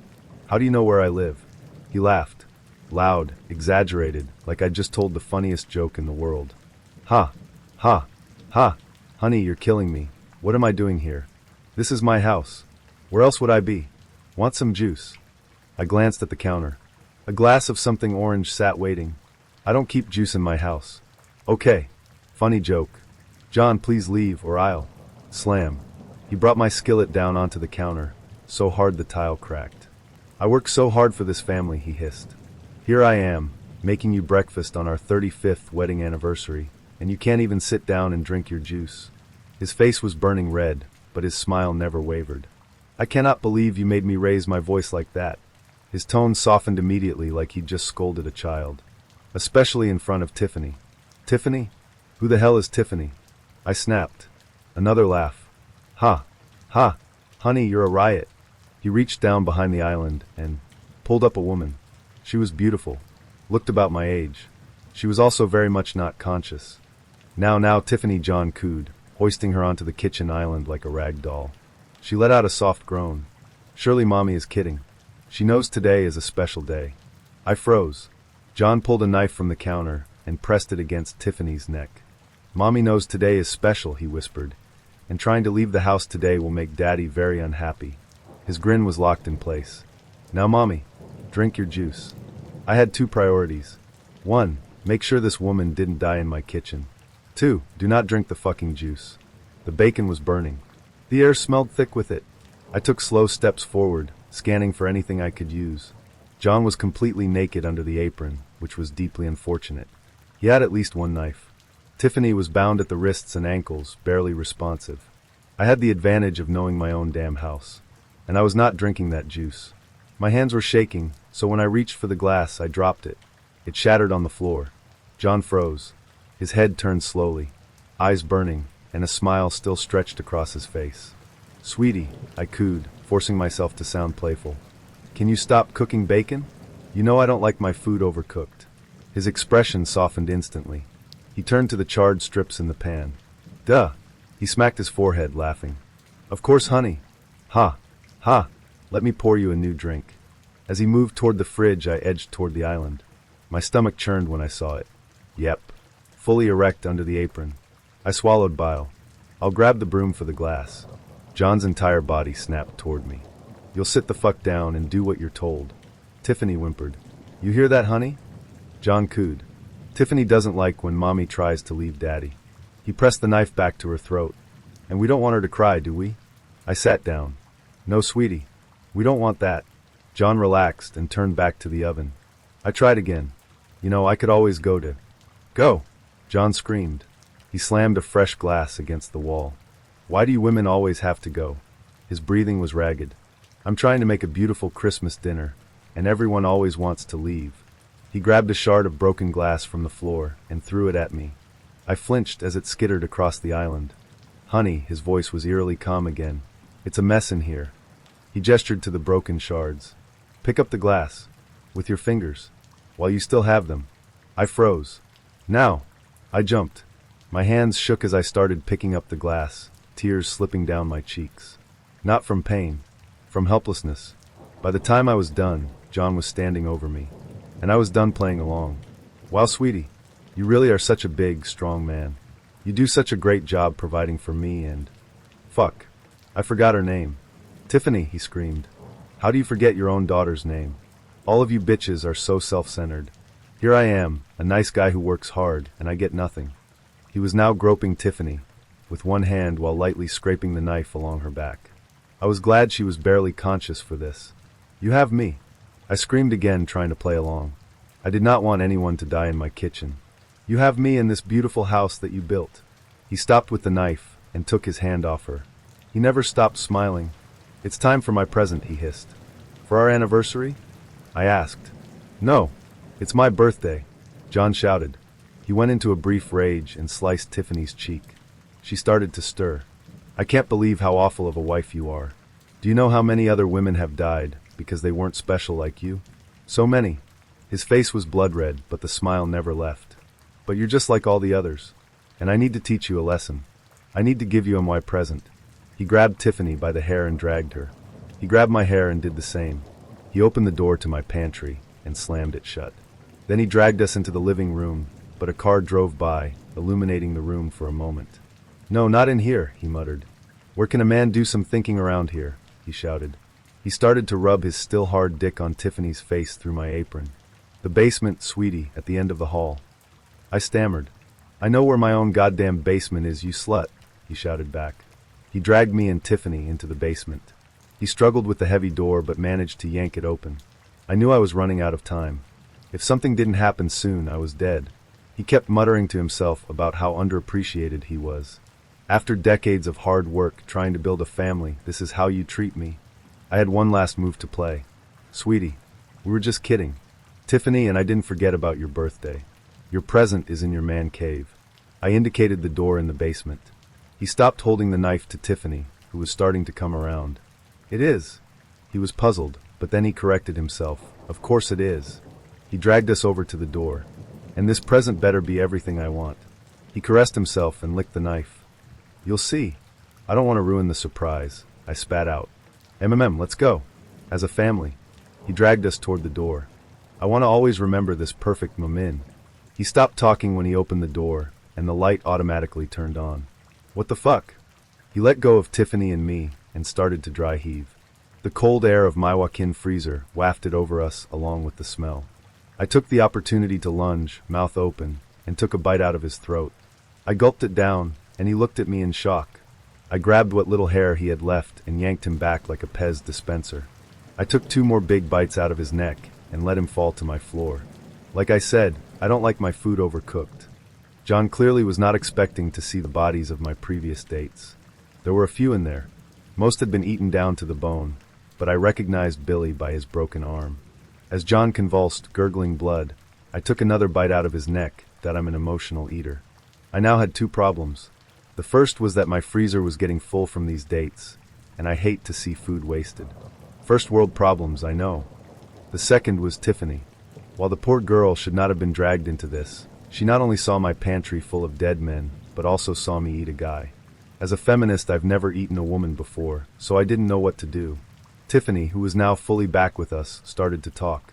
Okay, she muttered. Now I understand why you didn't call the cops. I chuckled in acknowledgement. I just want to go home, Tiffany said as she undid her bindings. I didn't see anything, I don't know you, I don't know where I am, and I just want to leave. My name isn't Tiffany, you don't know me. We are strangers. I just worked with that guy. He used to leer at me every day. We had a company happy hour, and that dickless shit drugged me. He threw me in a trunk and called me Tiffany. I don't care what you do with him. She started to stand up. Just let me leave. I will never come back. Swallow him whole if you can. No one will miss him. I remained silent, contemplating the ifs. She started to back away and then turned to run. She was still a little drugged, or she might have been faster. She made it to the stairs before I got her. I took her down swiftly and aggressively. I immediately bit her ankle tendon to keep her from running. Then I dug into her midsection teeth first. I was so stuffed when she finally stopped squirming that I had to undo the drawstring on my PJs. I didn't want her to die in my kitchen. I didn't mind if she died in my basement. She knew John. Even if she didn't tell anyone right away, there was too much of a connection. And while he was eaten, is a tough story to sell to law enforcement if he got reported missing and they reached out to people in the office. and if someone saw John and Tiffany leave but only one came back, it could be enough to crack her. I would have to move, and how many houses have a storage freezer in their soundproof basement? In this economy, it would be a whole thing. Eating Tiffany just made things easier. Sorry, Tiffany, but you had to be dessert. I woke up the next morning in a haze. I was in a food coma and bloated as hell. Thankfully it was a Saturday, so I had the whole weekend to meal prep. While cooking, John the First rummaged through his wallet. I found a business card indicating that he worked in an office park across town. I drove his shitty car there, walked a few blocks, and then ordered a cab home. I'm sure John and Tiffany will be reported, but there's nothing to connect them back to me, just like my other dates. I then spent the rest of the weekend cleaning and eating. John might have been the worst, but he tasted amazing. Even though I like to spread out my dates, every time I thought of what John did to me, I would eat more of him, even if I was already stuffed. Like I said, too many one-night stands can really weigh you down. Tomorrow, I'm definitely going to work out. I also updated my online dating profile. I am now fully open to meeting up with women. Tiffany was also delicious, and the way I figure it, as a feminist, I'm an equal opportunity eater, and couples, for cheat days. Oh boy, I have two. I matched with a guy I actually knew from middle and high school. Normally I would never go over to the house of a dude I'd met online right away, but I already knew this dude, so I figured it'd be fine. So I get there fully knowing what's going to happen, and I'm okay with that. We start drinking. He keeps giving me more shots and saying I needed to catch up with him. Whatever, that's cool. We get totally trashed and hook up. As I'm laying down in bed afterward, he says, "You should probably go." What? I just drove over 30 minutes to get here, and you insisted on getting me drunk. I can't drive home at this point. We get in an argument, and he's saying he just likes to sleep alone. I don't remember the full argument as it was hazy, but I was full on ugly crying. So I offered to sleep on the couch. He refused to let me stay there. Oh, and this is in a rural area where I can't just call a cab or an Uber. So I say sarcastically, "I guess I'll just sleep in my car then." Apparently, he thought that was a reasonable solution. So I stayed in my car in 40-degree rain for several hours until I was sober enough to drive home. The second one was worse. This one I actually met on Bumble. He never gave me his actual name, only used initials. I wasn't exactly smitten with him from the beginning of our conversations. He never used punctuation, said a few things that were sort of backhanded, but I brushed it off as a miscommunication, giving him the benefit of the doubt. We met up at a bar after work. I worked the evening shift, so it was fairly late. I sent him a photo showing my outfit right before I headed over, so he would recognize me. I made a joke and said, "So don't confuse me with everyone else wearing scrubs at the bar." Remember, it was right after work, I don't live nearby, and I wasn't going through all the effort of getting dolled up for a guy I was on the fence about. I still had my hair done nicely, and put on fresh makeup. His response? "It's okay, I don't look great right now either." Thanks. So in the 10 minutes it took me to get downtown, he sent me at least 3 texts asking where I was, if I'm still coming, etc. At a red light, I was able to text him back, looking for parking. Dude says, "Just park anywhere. It's free after 8 p.m. That wasn't the point, there were no empty spaces. After circling the block a few times, a spot opened up right across the street. So I go in and meet him. Right away this guy is putting his arm around me, trying to kiss me, totally invading my space. Completely unprompted, he assured me 3 times throughout the night that he was not a rapist. He also said I should relax and have fun because he'll take care of me. At one point I jokingly said, "I'll just sleep in my car if I can't drive home." I'm seeing a pattern here. He said that was a good idea. He'd make sure all my doors were locked so I was safe. This is on a very busy street downtown in a major US city. He kept ordering me drinks I didn't want. The rum and coke he walked over to the other bar across the room and brought back to me. I pretended to sip, then said it was too strong and I was going to ask the bartender to add some more coke. I walked to the other side of the room and had them switch the entire thing out for plain coke. A while later he asked if I liked sweet drinks. I just kinda said yeah, sometimes, something vague. Within about 3 minutes an AMF shows up in front of me. This was after I'd already told him I was done drinking for the night. This one at least came straight from the bartender, so I knew it wasn't tampered with. I took a few sips to be polite, then suggested we play some pool. While we were getting change, some guy accidentally knocks over my mostly full AMF. Guy apologizes profusely, offers to buy me a new one. I decline. My date had stepped away, so I was able to subtlety tell the guy, "I don't even know this dude. He keeps bringing me drinks I don't want." Guy offers to rub interference. I say yes please. At some point the bartender offers to comp the spilled drink, so I walk down to the end of the bar to order, and tell her the same thing. This guy keeps giving me drinks I don't want. She then offers to make me fake drinks with no alcohol for the rest of the night. Perfect. This entire time I'm trying to think of an excuse to GTFO, but we start playing pool with the guy who spilled my drink and some girl. She was really cool, so I was chatting with her. My date told the guy he was from Kenya, even though 20 minutes earlier he told me he was from Somalia. Anyway, as I'm chatting with this girl, not paying attention, apparently my date misses his pool shot. He yells out, "Fuck this is bullshit," and slams down his pool cue on the table before storming off to sit in the corner alone for the rest of the evening. I stayed and talked to the girl for another 15 minutes or so before leaving without saying goodbye. The next day I get a Bumble message from him that said, "Last night was fun." While I was thinking of a way to tell him it was not, in fact, fun in the slightest, he unmatched me. Within 20 minutes. Well, I have a lot of stories. The one where girl showed me her mace and a knife before coming into my apartment. The one with a girl that turned out to be on the spectrum and repeated everything I said. Another one with the girl who was so socially dysfunctional she aggressively interrogated me on the first day to the point where I had to say, either take your intensity from a 10 down to 5, or I'm walking out of here. But I'd say the best one was with Instaho Gina. Gina was a big booty B**********. One of these Instagram girls who just posts non-stop photos of themselves in bikinis and heels with their ass in the camera. So when she asked to meet up I said hell yes. Drove all the way out to K-Town in Los Angeles to meet her, which normally I wouldn't do for a first date for a girl, but I felt like an adventure, and I definitely got one. There was a cool bar that I knew about, so I told her to meet me there. She walks in wearing a see-through gold mesh mini skirt dress and heels, looking sexy as hell, but her face looked older than in her photos. Still looked good enough to get it going, if you know what I'm talking about. She walked in and said, "This is the place you want to meet me at. This place sucks. Let's go." Now I had just ordered my mezcal, so I was annoyed, but I took it down in one shot and left with her to go to another hip bar/lounge. We go in, it's popping, I buy us a drink, we sit down and we start talking, and no joke, in less than 10 minutes she says, "Why don't we just go to my place, it's kind of loud in here." I'm thinking, okay, this girl's crazy, but whatever, let's see where this goes.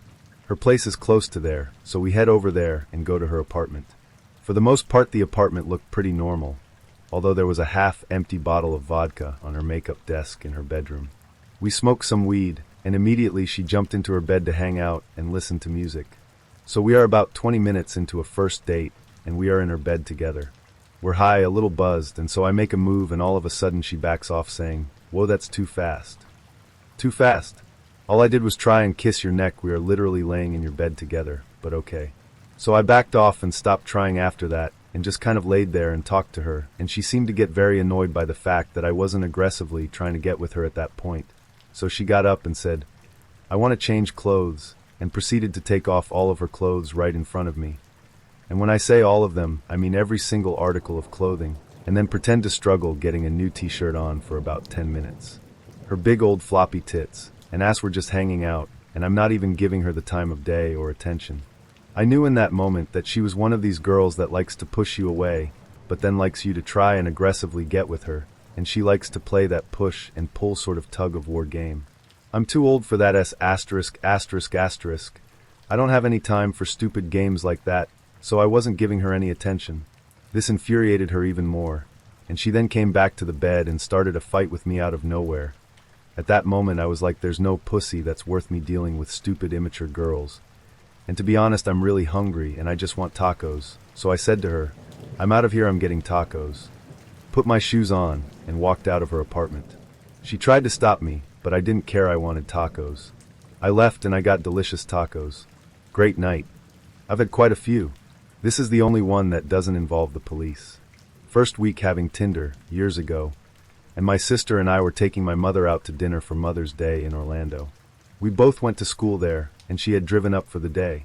Girl messages me, asking if I wanted to grab drinks. Said no, out with my mom for Mother's Day. She says this is sweet, blah blah, maybe we can get drinks later. I don't answer. I'm enjoying my steak. She messages back later that night. Perfect timing. My mother is leaving the city. I look at her Tinder profile. Looks pretty good from the pics. Only I'm skeptical. Tinder is still new.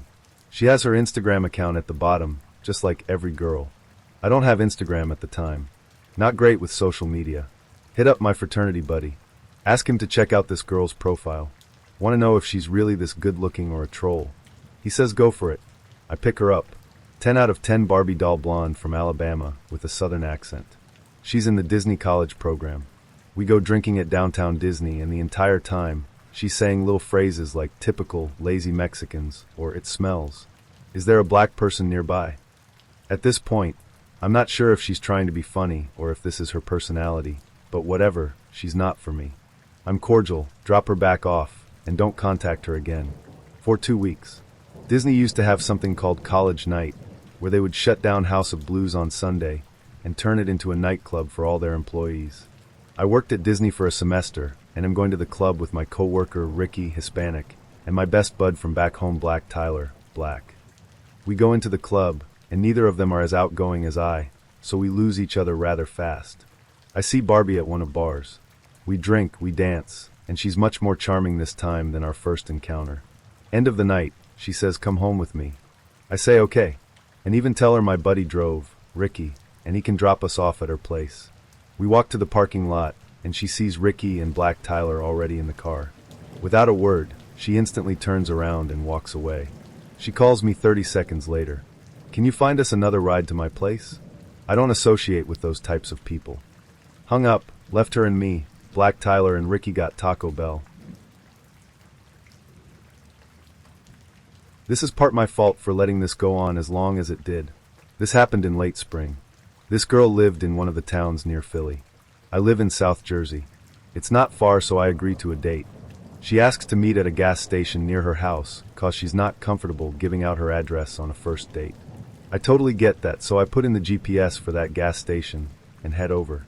30-minute drive later, I get to the gas station, and I don't see her anywhere. I text her, and she asks me to come pick her up from her house that is a block or so away. Thought it was weird, but whatever. Drive to where she asked me to pick her up from. It's an apartment complex. It doesn't matter to me, but found it odd she kept calling it her house. She looks pretty cute, and I'm a little surprised she looks just like her pictures.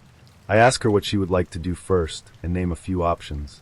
I don't know the area at all, and we had agreed to meet for lunch. She asks me to take her to a bar. There is one across the street from her apartment complex. I'm a little confused why she didn't just ask to meet there. Get into the bar, and it looks like Moe's Tavern. Few guys sitting at the bar looking pretty far gone, and it's only 1:30. I ask if they have any food here, and the bartender says no. I am a lightweight with alcohol because I don't drink often, so I know to not get more than a beer on an empty stomach. My date, on the other hand, asks for 2 Jack and Cokes. We start talking, and she seems like an interesting person, but she is slamming back the drinks. She asks if I want to do another round, and I let her know that I haven't eaten yet, so I don't want to get buzzed while in a different state. She says let's go to a different bar that serves food. I pay the tab, and we drive a few blocks over to a restaurant/bar. She orders 2 more Jack and Cokes and another shot of Jack. I got a plate of fries and a grilled cheese. She didn't want any. She pulls out her phone and asks if I like ASMR. I told her I've never watched it before, but it didn't seem like something that I'd be into. She puts her phone on full volume and has some Asian guy eating a raw chunk of salmon. She then pulls out a second phone and starts texting someone. I ask her about her phone, and she said it's her son's. This is the first time she mentions that she has a kid. I'm not against dating a single parent, but I find it very scumbaggy to hide that. She yells, "Oh fuck, I gotta pick up my son from the bus stop."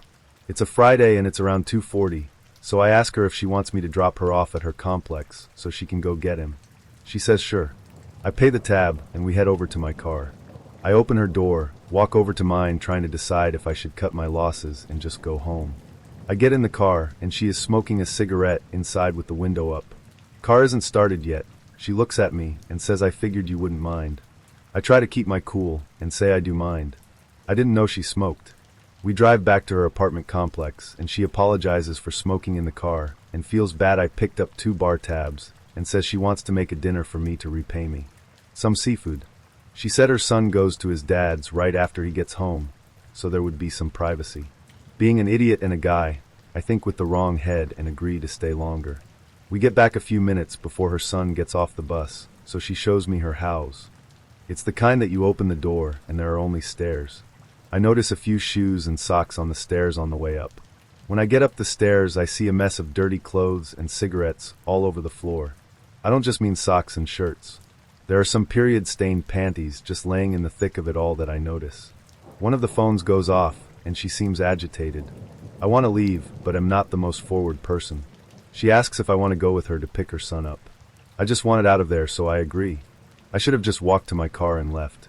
But I was an idiot and walked to the end of the complex and waited with her. A minute or so goes by and the bus stops and 3 kids get out. The youngest of them was her kid, and the other 2 went their own way. He was probably 7 or 8. It is the most awkward thing. This kid looks at me, and then puts his head down and asks his mom if he has to go to his dad's. She starts telling him how he knows that he has to go every Friday. She asks me if I will take her to the grocery store so she can get some fresh seafood to cook. I don't want to go back to that apartment, so I just agree. I figured, how can this get any more fucking weird? So she stands by my car with her son, and one of the phones goes off again. I asked about his dad coming to get him. She said now it's not until 5 that he's getting picked up. I fear her smashing my window or something if I tell her no, because she seems to be getting really pissed off from whatever the person texting her is saying. I tell her I don't know the area, so she'll have to give me directions to the place. We get on I-95, and it's a Friday around 3:30. For those who don't live around Philly or Jersey, that means short traffic. Person ahead of me on the highway slams on his brakes when he didn't have to, plenty of room in front of him to brake safely.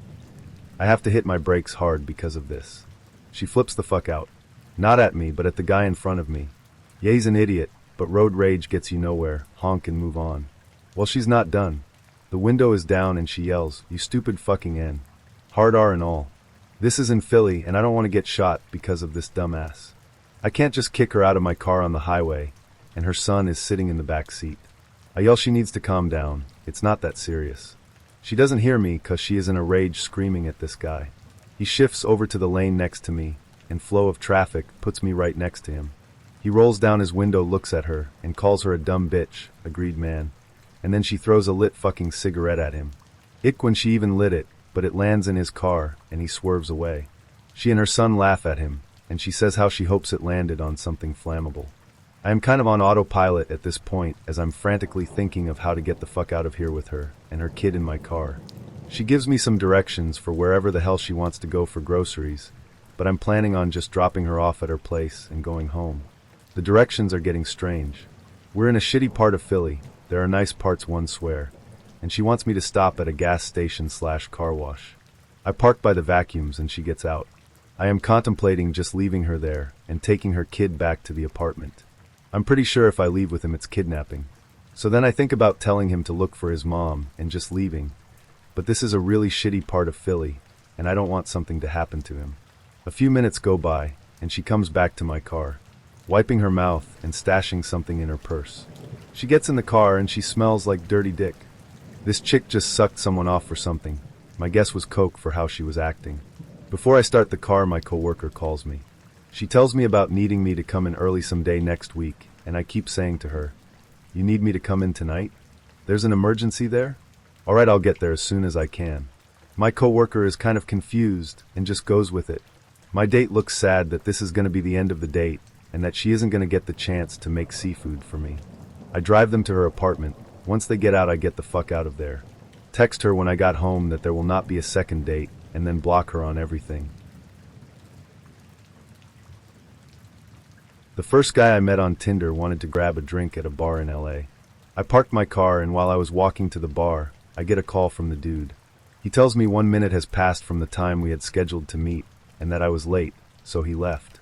I was shocked, and just immediately turned around pissed. He was like, "Just kidding, I see you." I turn around and see the bar about 20 feet ahead of me.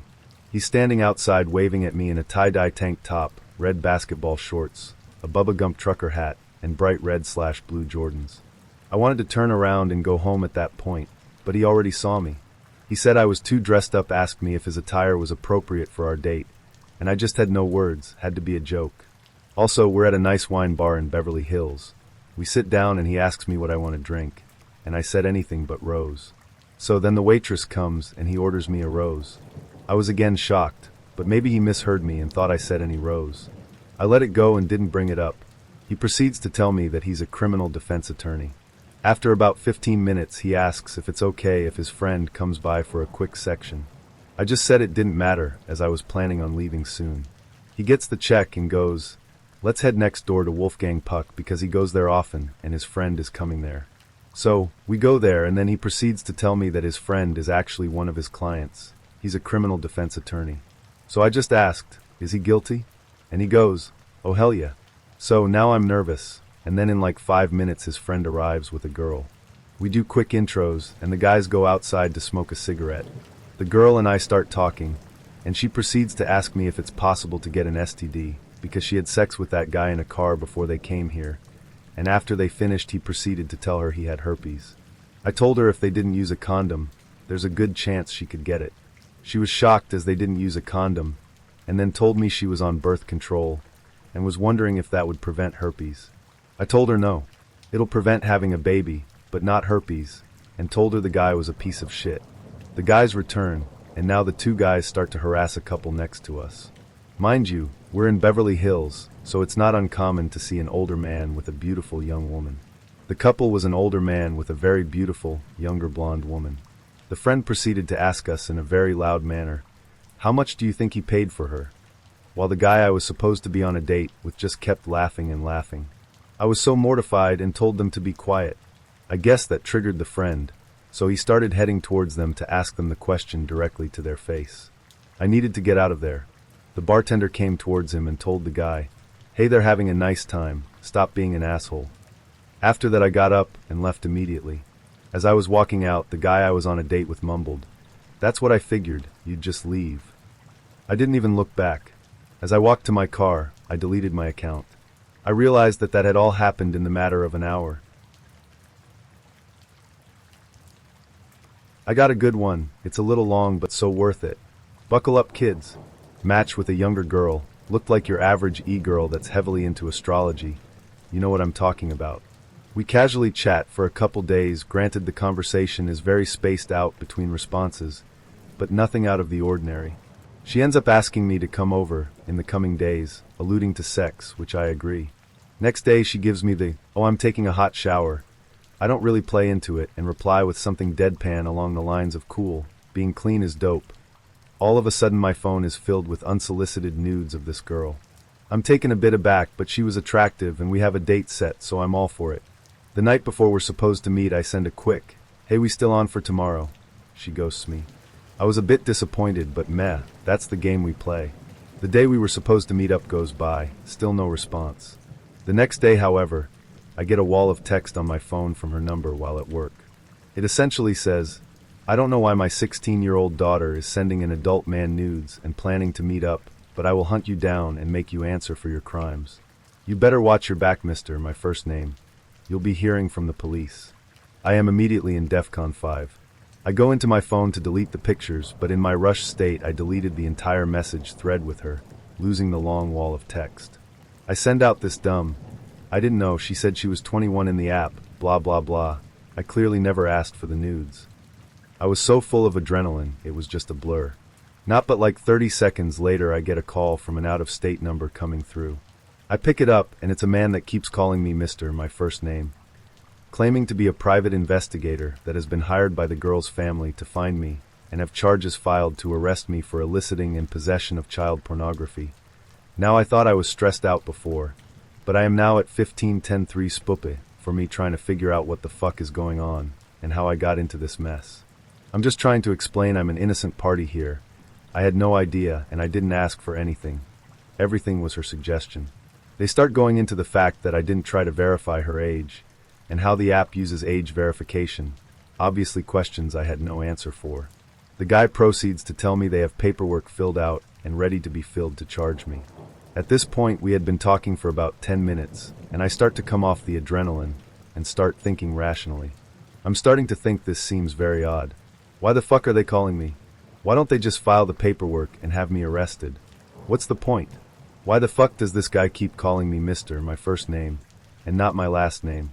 The PI follows up with, "Well, I've got her dad right here, and he would like a word with you, so here's your chance to sort this out. I'm immediately confused as to what the man would want to say to me.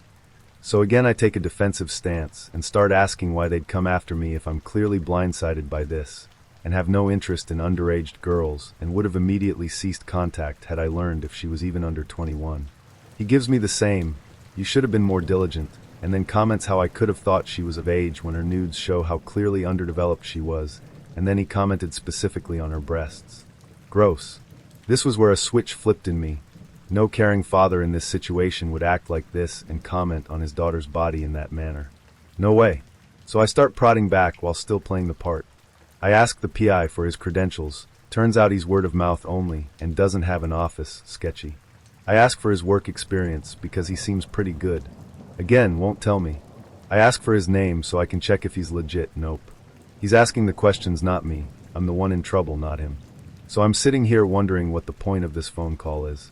Why call me if nothing I do can help my chances, as they keep telling me nothing I say will make them not file the charges. Now they're both on speakerphone, and we've been talking for about 20 minutes at this point.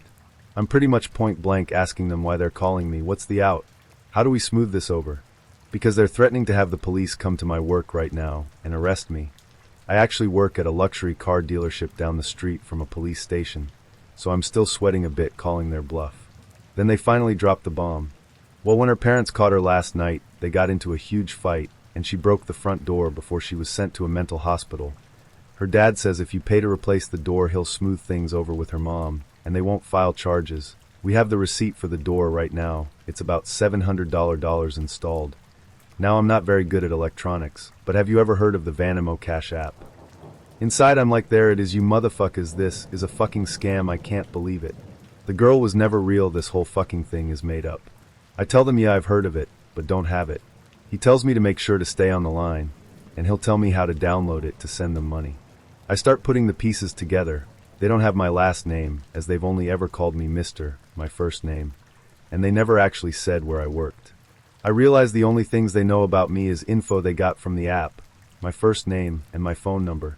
I then tell him that this feels fishy, and I'm not so sure about this. He says he's not the one in hot water. He'll just hang up and file the charges if that's what I want. I tell him that if he has everything ready and in front of him, then what's my last name? If you're ready to file charges, then you have my info. Where do I work? What's my last name? He says he doesn't need to go through the paperwork and tell me. I tell him to give me any info about myself other than my first name and phone number, and I'll believe them and pay the full amount. I can tell he's getting frustrated, and I repeat myself. What's my last name, Mr. Private Investigator? Thought you tracked me down? He told me he wasn't there to play games. I called him some choice words and asked how many people they've scammed with this plan. I hung up, and it's been 2 weeks. No more contact or anything came of it. Even though I figured it out before shit hit the fan, it was quite the traumatic experience. Be careful out there, guys. This scam was pretty flushed out. So I had been chatting with a woman for a couple of days, and all seemed well.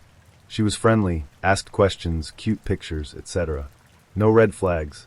I figured the next logical step would be to get together for a drink, and so I asked for her number, and we texted back and forth.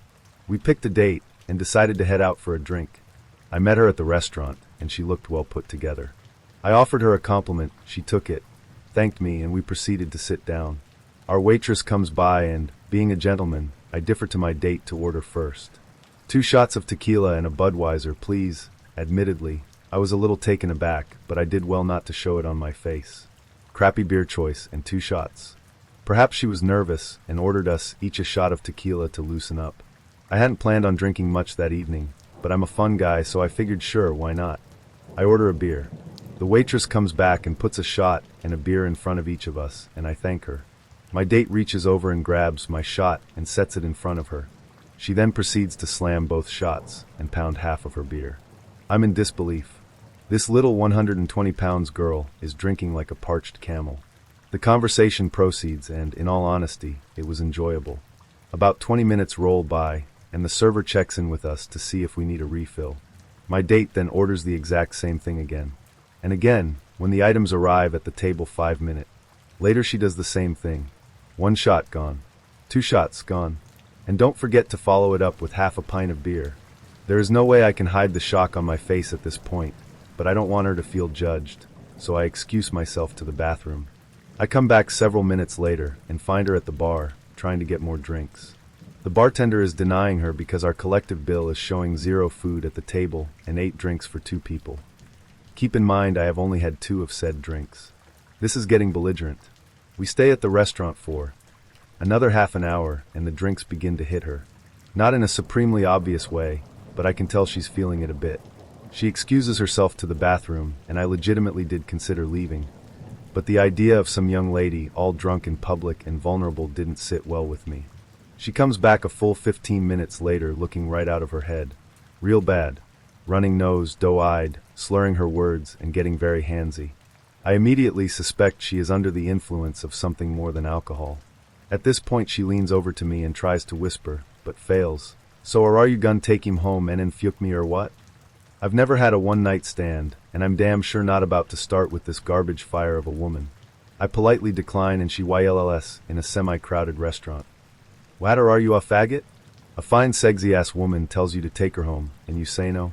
Gaw wow, the men in this city. Everyone is staring at us.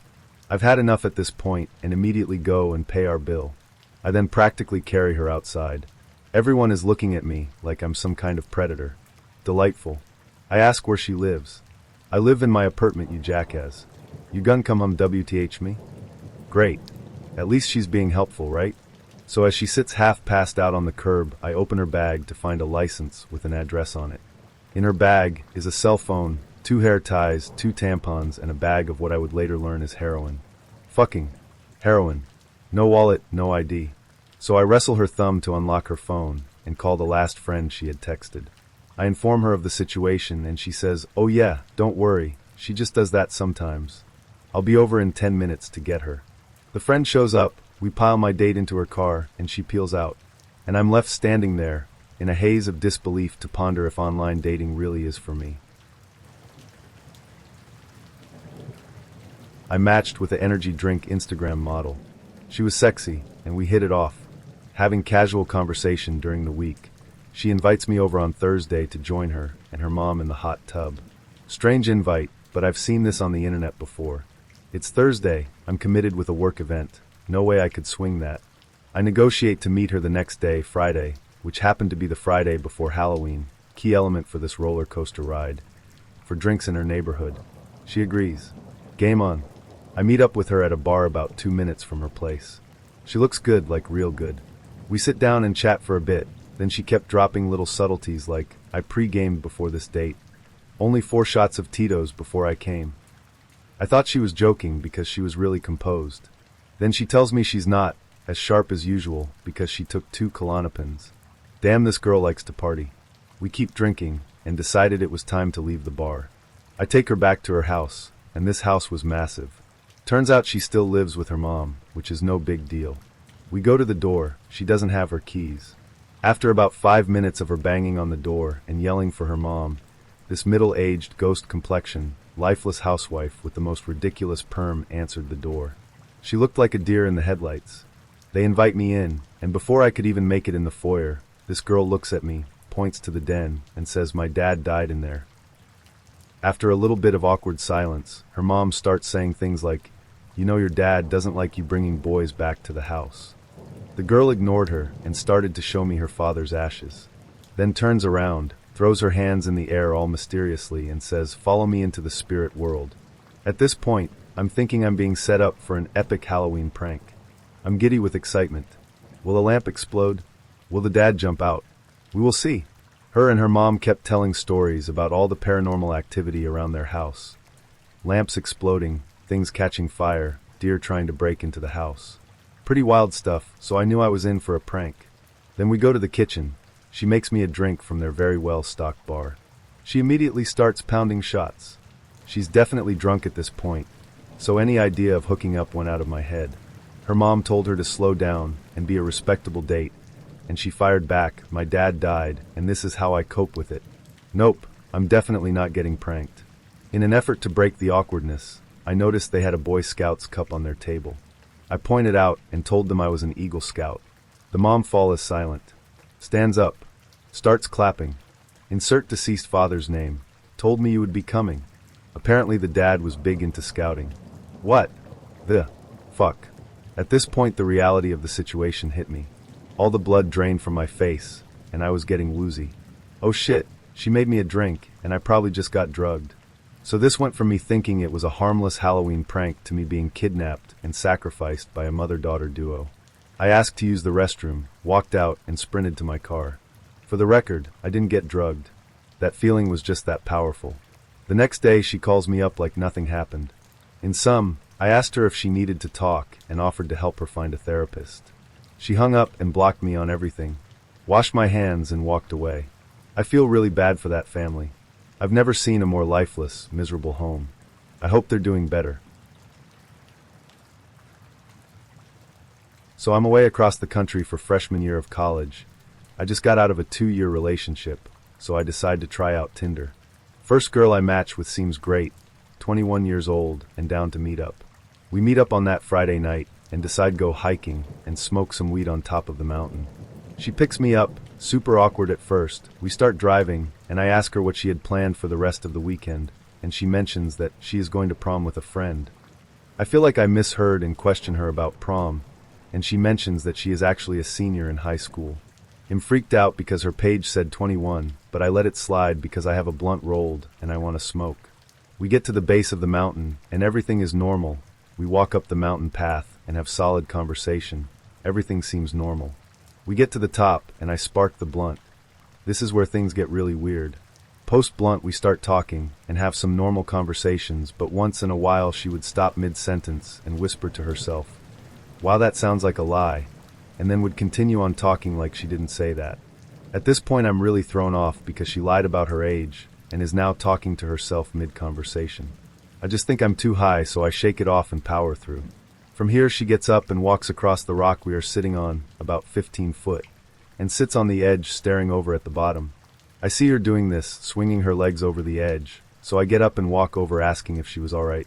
She freaks out, jumps up, and yells that she is just stretching her legs and tells me I should stay where I am.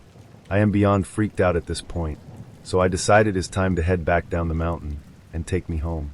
I've seen enough, this girl is a wacko. We start heading down the mountain in complete silence. Until about halfway down the mountain, she asks me if I can hold her car keys.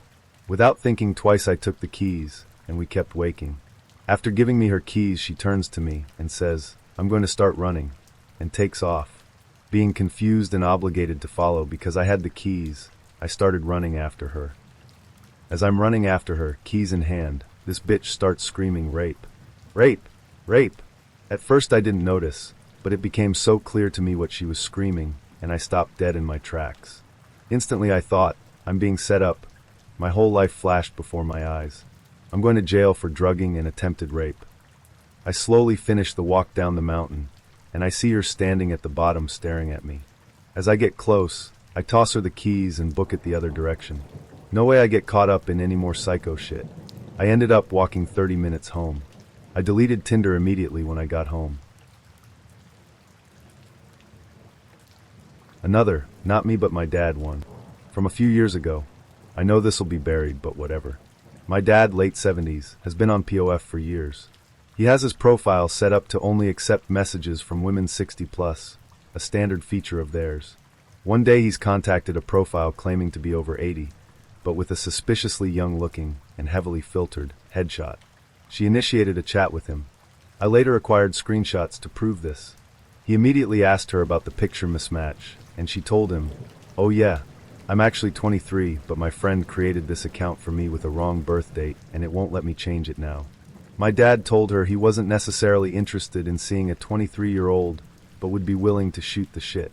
During the conversation she worked in that she was on hard times after having moved several states to escape an abusive ex, blah blah, and her car was currently out of commission, so she could really use a ride to the cell phone store to sort out something on her account. He told her though he lives over an hour away, he's occasionally in her neighborhood for a call, and would be happy to do so if when. About a week later, he got a call in that area, so he messaged her. The slippery sloping intensified from here. To preface, I'm most frustrated that he was so oblivious to the scam. She hopped in his car and told him he'd be taking her to the mall. Well, okay. Once there, she proceeded to hot-foot it into Victoria's Secret. Sure thing. She grabbed a cloth shopping bag and overflowed it with expensive items. Then she went to check out $500 of merch and realized that she'd forgotten her wallet at home, which had her cash in it. Somehow she conned my dad into opening a new Victoria's charge account in his name. This apparently didn't raise any red flags to the clerks attending to this transaction, with promises of paying him back in cash once he dropped her back at home. They drove back to her house, and she headed inside saying she'd be right back with the money. After a half hour, he got out of his truck and knocked on her door, and she answered crossly saying, "What are you still doing here?" He went away, but a few days later he was back in the area and knocked on her door again. This time, he told her he would need the cash or the merchandise back, or he would be calling the cops. Right at this moment there were some neighbors arriving home right across the street, so she yelled at the top of her lungs for him to get his hands off her, pushed him backwards onto her steps, breaking a rib, yelling for them to call the cops, and disappearing inside her house. He waited the 15 or 20 minutes it took a cop car, accompanied by a paramedic unit, to respond, believing he'd be able to tell the cops what actually happened and clear things up. When she re-emerged from her house to greet the cops, somehow she now had small scratches on her neck, and she told the cops that this 200-pound man had thrown her to the ground and strangled her when she refused to give back gifts he'd bought her on a first date.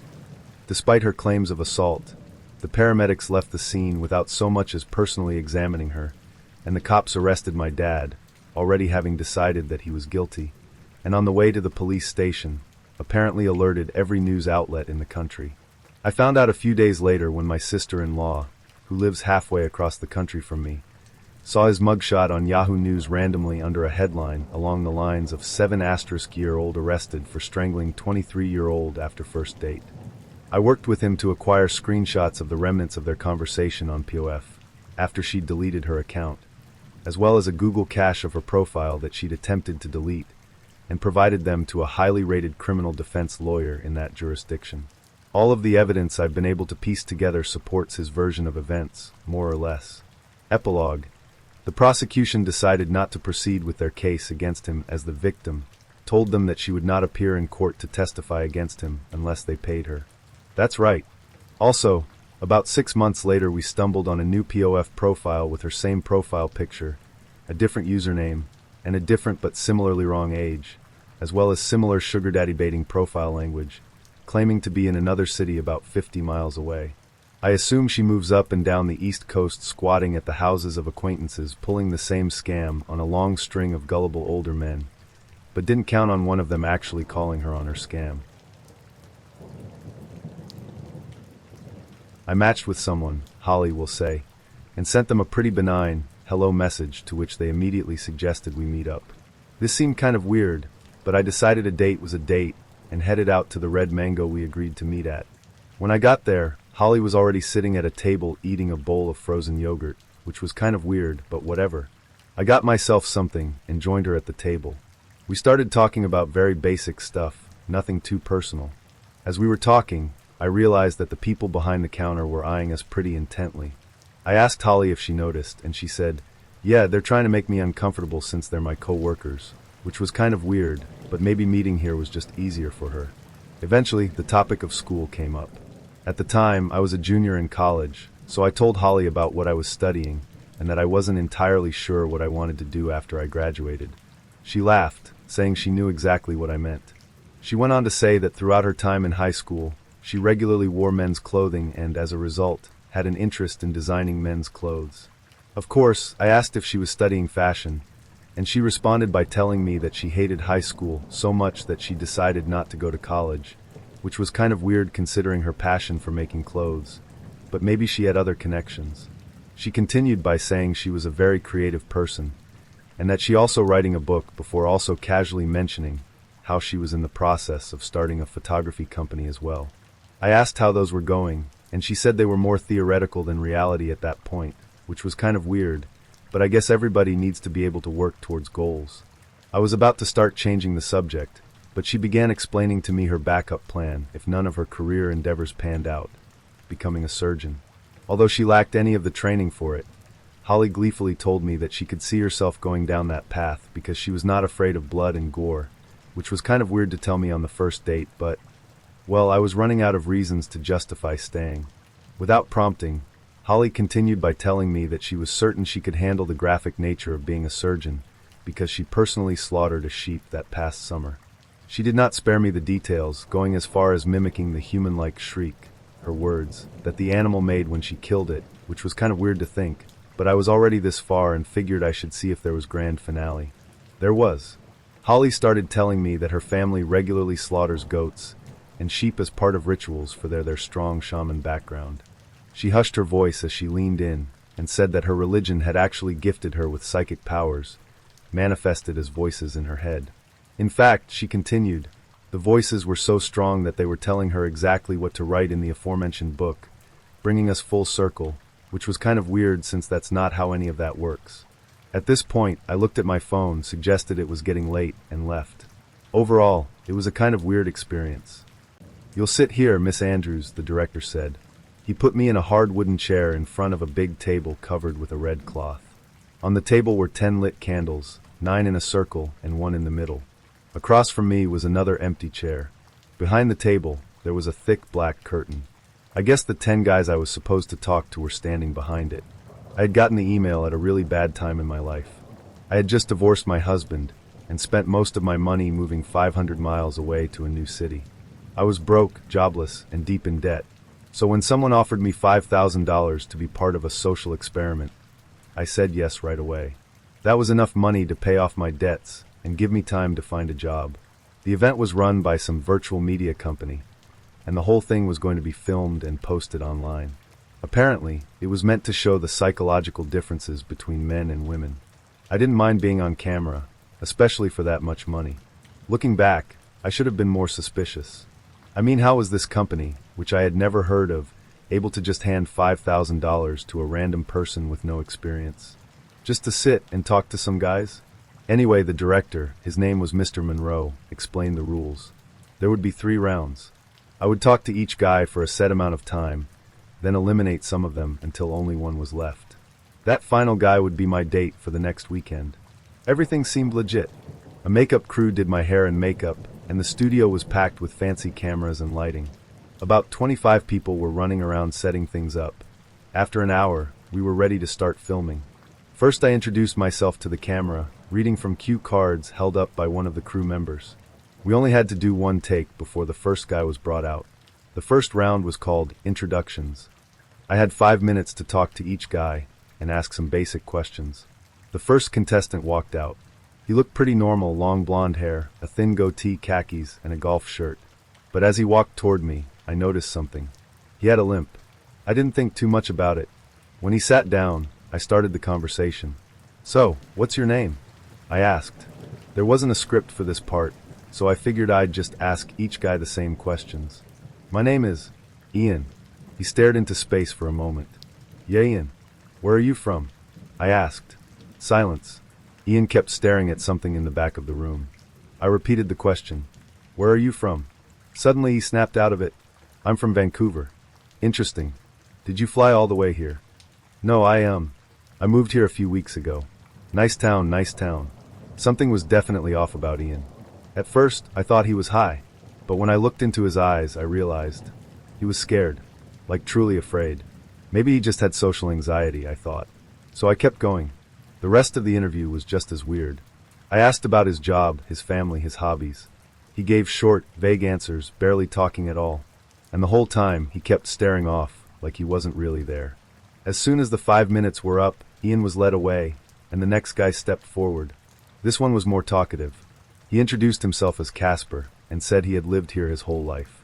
He was definitely easier to talk to than Ian, but something still felt off.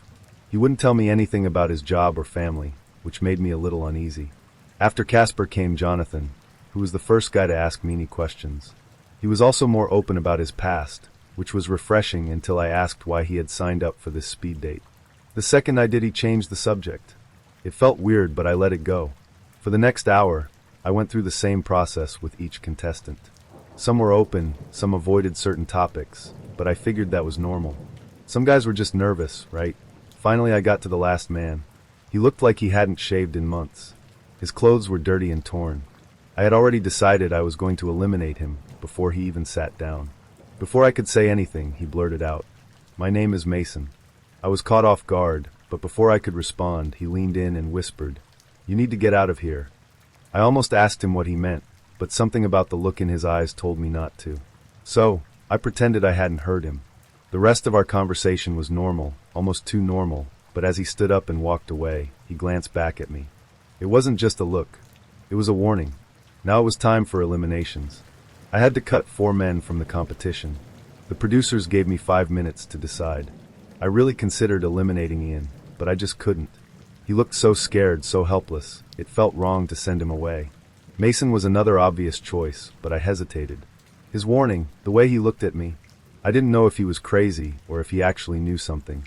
Either way, I wasn't ready to let him go. Eventually I made my picks. Casper was one of them. I didn't have a solid reason, but something about him unsettled me. The other 3 guys were either boring or made me too uncomfortable. I read the names of the eliminated contestants, and a staff member led them to a small door at the back of the room. Another crew member ran up to the table and pinched out 4 of the 10 candles. That's when I noticed something strange. The guys who got eliminated, most of them looked scared. Their eyes were wide, and they hesitated before walking through the door, almost like they knew what was waiting for them. Casper, though, just looked resigned, like he had already accepted whatever was coming next. A chill ran down my spine. What was going on here? I didn't have time to think about it. Round 2 was about to start. This time, we only had 3 minutes per person. The theme? Deal breakers. I had to tell the men the things that turned me off. Ian was up first again. This time, he looked absolutely terrified. Even before he sat down, I could see him shaking, breathing way too fast. The second he dropped into the chair, he blurted out, "Please, help me." I froze. "Are you okay?" His face was pale. He looked sick. "Don't let them take me," he begged. I can't go back." My stomach twisted. What the hell is going on? It's all right," I said, even though I had no idea if it actually was. At this point, I was sure Ian wasn't mentally stable. Then I remembered, I never had to do a background check to get this job. Mr. Monroe must have noticed my discomfort because he motioned to the crew. Within seconds, a group of staff rushed onto the set and grabbed Ian. He started screaming, kicking and thrashing as they dragged him away. "Please," he sobbed. "I can't. Please. Don't let them take me to this hell." I sat there completely shaken. I thought about all the guys I had talked to. Almost every single one of them had been nervous, like they were constantly watching what they said. And now Ian was begging not to be eliminated. Why? What were they so afraid of? Mr. Monroe gave me some vague apology, claiming Ian was having a medical episode. I nodded, but deep down I knew he was lying. Still, I decided not to push it. I just had to get through this.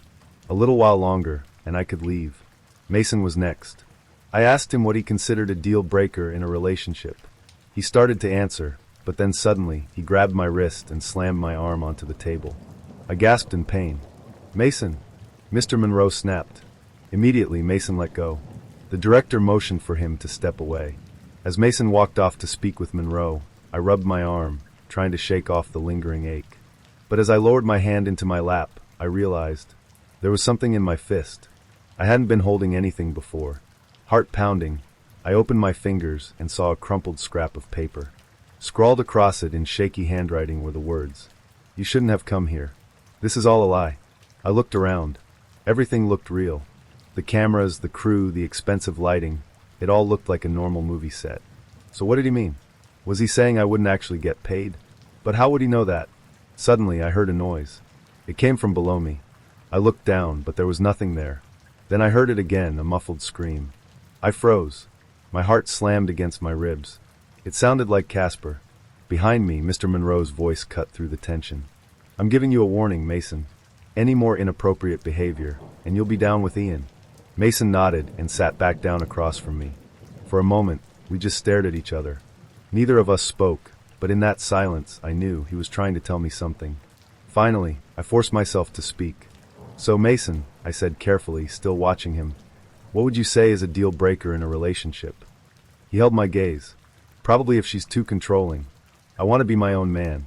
We made small talk for the rest of our time, but I wasn't paying attention. My mind was racing. As Mason stood to leave, he leaned in, his voice barely above a whisper. "The eliminated are dead. The cameras aren't even on." A chill ran down my spine. That was when it hit me. The contestants acting strange. The note Mason gave me. the screaming from beneath him.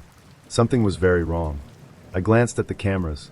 The little red recording light, the one that's always on when filming, was dark. The next guy stepped out, and I forced myself to go through the motions, but I wasn't really there anymore. I just wanted to get out. I wanted to forget this ever happened. I made it through the next few contestants, including Jonathan. He was my favorite of all the guys, but I couldn't focus. Because if Mason was telling the truth, that meant every person I eliminated had just died. I wanted to believe Mason was lying, but when I looked into his eyes, I knew. He wasn't. Before I knew it, round 2 was over. It was time for another elimination. This time, I had to choose 3 people. Ian was already gone, which meant after the next round, I'd be left with only one person. I didn't want to do it, but I had to. With shaky hands, I pointed to the 3 men I was eliminating. I couldn't even look at them as they were led away. My stomach twisted with guilt, for candles were snuffed out, just like last time. Now only 2 remained, Jonathan and Mason. The final round was called the ideal date. Jonathan went first. I barely remember what he said. Something about a picnic on the beach, drinking wine while watching the sunset. It should have been sweet, but I didn't care. I just wanted this night merito be over. When it was my turn, I mumbled something generic in response. Then he sighed, stood up, walked away. As he stepped behind the curtain, I heard him mutter something under his breath. I didn't know if he was praying or trying to warn me. Either way, I didn't listen. Finally, Mason walked out. His face said it all, he knew. We went through the motions anyway. He told me he'd take me to a nice restaurant, maybe a movie after. But we both understood it didn't matter. We knew what I was going to do, and there was no stopping it. Our time was up. Mr. Monroe's voice rang out. So who's the lucky guy?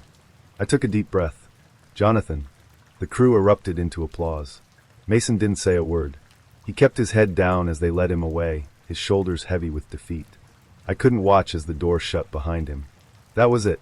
It was over. I had just sentenced 9 men to death. For $5,000. Jonathan ran out, his face full of relief. He thanked me over and over, but I barely heard him. The next few hours were a blur. I remember leaving the studio. I remember driving home. I remember collapsing onto my couch, falling in and out of sleep for an entire day. And now that I'm awake, now that I'm alone, I can't stop thinking about it. I know those men were killed. I know Mason was telling the truth. I tried searching for the speed date video online. Nothing that I tried looking up the media company. It doesn't exist. I've spent days trying to make sense of it, but no explanation is enough. Because one thing is certain. A check arrived in my mail this morning, signed by Mr. Nathan Monroe, for $5,000. I should have trusted my gut the moment I noticed the tan line on his ring finger. But no, I told myself to give him the benefit of the doubt. Maybe he just forgot to take it off while tanning, I thought. Maybe he's divorced. Maybe I'm overthinking. Spoiler alert, I wasn't. That tiny, innocent tan line was just the beginning of a night that spiraled into something out of a psychological thriller. We met at this trendy bar downtown. The kind of place that's all dim lighting, exposed brick, and overpriced cocktails. He walked in, sharp suit, confident stride, and a smile that was just a little too perfect. He seemed polished enough to sandpaper over the warning bells in my head. When he sat down, his cologne was just subtle enough to seem tasteful, but I couldn't shake the feeling that he'd drowned in it on purpose, like he was trying to cover something up.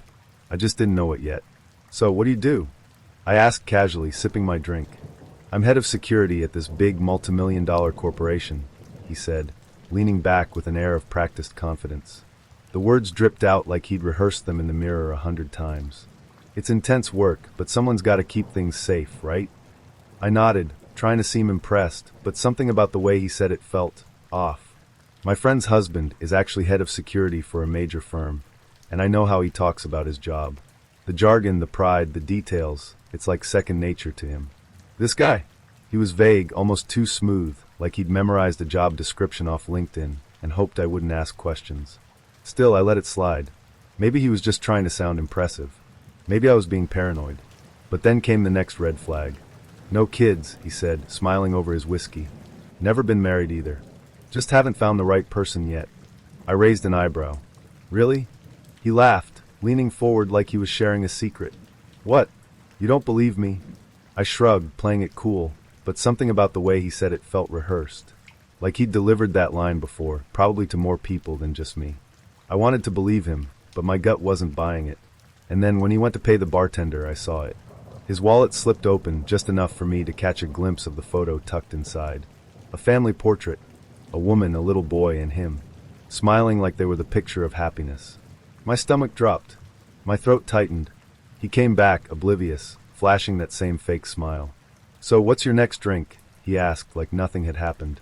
Like I hadn't just seen what I saw. I froze for a moment, then forced a smile. "I'm good for now." My voice came out tight, barely audible over the pounding in my ears. My mind raced. Who was the woman in the picture? His sister? A friend? No. That tan line. That portrait. That lie about no kids. It was all starting to add up, and I didn't like where it was leading. But I wasn't done yet. I wasn't going to let him off that easily. "So," I said, trying to sound casual, "head of security, huh? My friend's husband does that too. What kind of stuff do you handle?" He hesitated, just for a split second, but it was enough. His confident facade cracked, and for the briefest moment, I saw the wheels in his head spinning, scrambling for an answer. "Oh, he said, waving a hand like it was no big deal. "Overseeing operations, managing a team, that kind of thing." "That kind of thing?" "My friend's husband has told me about his job before, and trust me, it's not just that kind of thing. It's detailed, specific, and intense. And this guy couldn't even fake his way through a basic conversation about it." I smiled, pretending to be impressed. Inside, I was boiling. Why lie? Why weave this ridiculous web of nonsense when the truth was probably less complicated? And more importantly, why lie to me? The rest of the night was a blur of him rambling about his job, his single life, and how he was looking for someone real. I played along, nodding and smiling, but my mind was elsewhere. I kept replaying everything in my head. The tan line, the photo, the flimsy answers. It was like piecing together a puzzle where every piece screamed, "This guy's a fraud." Finally, I'd had enough. "Hey," I said, cutting him off mid-sentence. "I actually need to head out. Early morning tomorrow." He looked surprised but recovered quickly, flashing that too-perfect smile again. "Oh, of course. Let me walk you to your car." I didn't want him anywhere near my car, but I nodded, keeping the mask on. The walk to the parking lot was awkward, his small talk grating on my nerves like nails on a chalkboard. When we reached my car, he leaned in like he was expecting a goodnight kiss. I stepped back, my voice steady but firm. "Look, I don't think this is going to work." His smile faltered. "What? Why?" I paused, debating whether to call him out or just leave it at that. But I couldn't help myself. "You're married, aren't you?" His face went pale. For the first time all night, he was speechless. And that was all the confirmation I needed. I shook my head, disgusted. "Good luck with whatever this is," I said, getting into my car and locking the doors. As I drove away, I couldn't stop shaking. Not from fear, but from anger. How many other people had he lied to? How many other women had fallen for his fake charm and fake life? The thought made my skin crawl. When I got home, I told my friend everything. She was horrified, especially when I mentioned the head of security lie. "That's so creepy," she said. "Why would he even lie about something like that?" I didn't have an answer. All I knew was that I'd dodged a bullet, or maybe a whole firing squad. And even now, I can't help but wonder, who was the woman in the photo? His wife? His ex? And did she know what kind of man she was dealing with? The theater was pitch black, and the movie had already started by the time I made it back from the bathroom. My heart was pounding, partly because I'd been so excited about this date, and partly because I was already second-guessing everything. This was one of my first ever dates, and I'd spent the entire day hyping myself up to make sure everything went perfectly. So, naturally, I was a ball of nerves as I shuffled awkwardly back to what I thought was my seat. The theater was crowded, the kind of pack that makes every row feel like a maze. I fumbled my way through the darkness, murmuring apologies as I squeezed past people, and finally found what I was certain was my spot.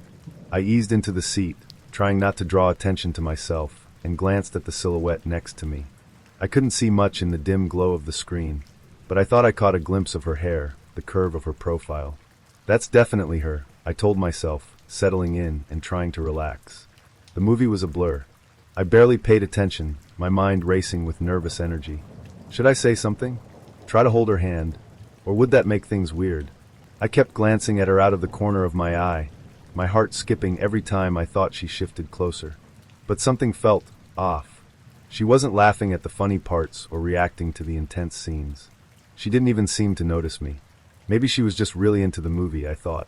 I didn't want to overthink it, so I sat there trying to convince myself that everything was fine. It wasn't. When the lights came up at the end of the film, I turned to say something to her, only to realize that the girl sitting next to me wasn't my date at all. My stomach dropped like I'd missed a step on a staircase.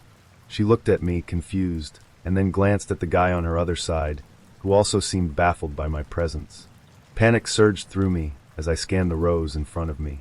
There she was, 2 rows ahead, sitting exactly where I'd left her, looking around as if trying to spot me. The realization hit me like a ton of bricks. I'd been sitting with complete strangers for the entire movie. I don't even know how I missed it. Maybe I was too nervous, too caught up in my own head, to notice that I'd sat in the wrong row. Or maybe I was just so preoccupied with not embarrassing myself that I'd somehow managed to embarrass myself in the worst way possible. The girl I'd accidentally sat next to gave me a small, awkward smile before turning back to her date, who was clearly trying to figure out what was going on.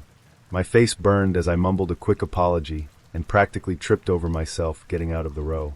I could feel everyone's eyes on me as I made my way down to where my actual date was sitting, but I didn't dare look up to confirm it. She turned as I approached, her expression a mix of confusion and mild amusement.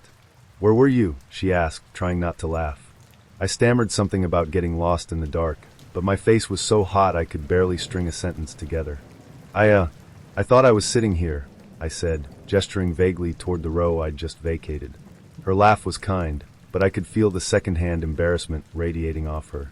"You sat with another couple?" she asked, raising an eyebrow.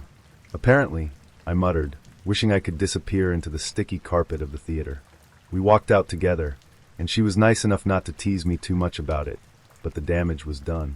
I replayed the moment over and over in my head, cringing at how clueless I must have looked.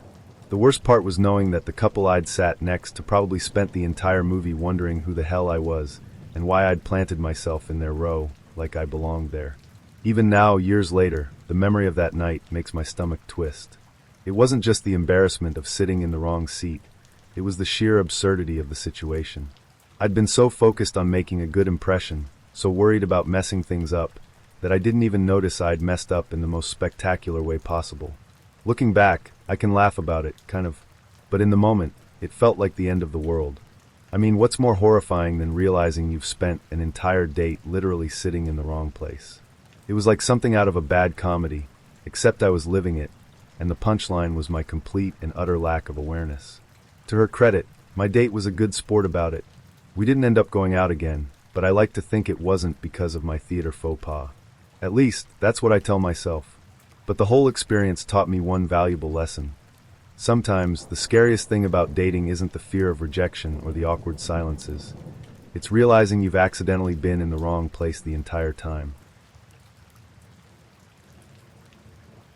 Let's see. There was the pyramid scheme dude. He was one hell of a talker. Could sell you coal, and you'd think it was gold. Did not buy into his crap, though. We went on a few dates after the initial one, where he tried to con me. I was young, dumb, and didn't know how to say no. You'd think me telling him over and over again how we are at the just friends stage would have been the sign, but he was really into the whole trying to get me to buy into his shit.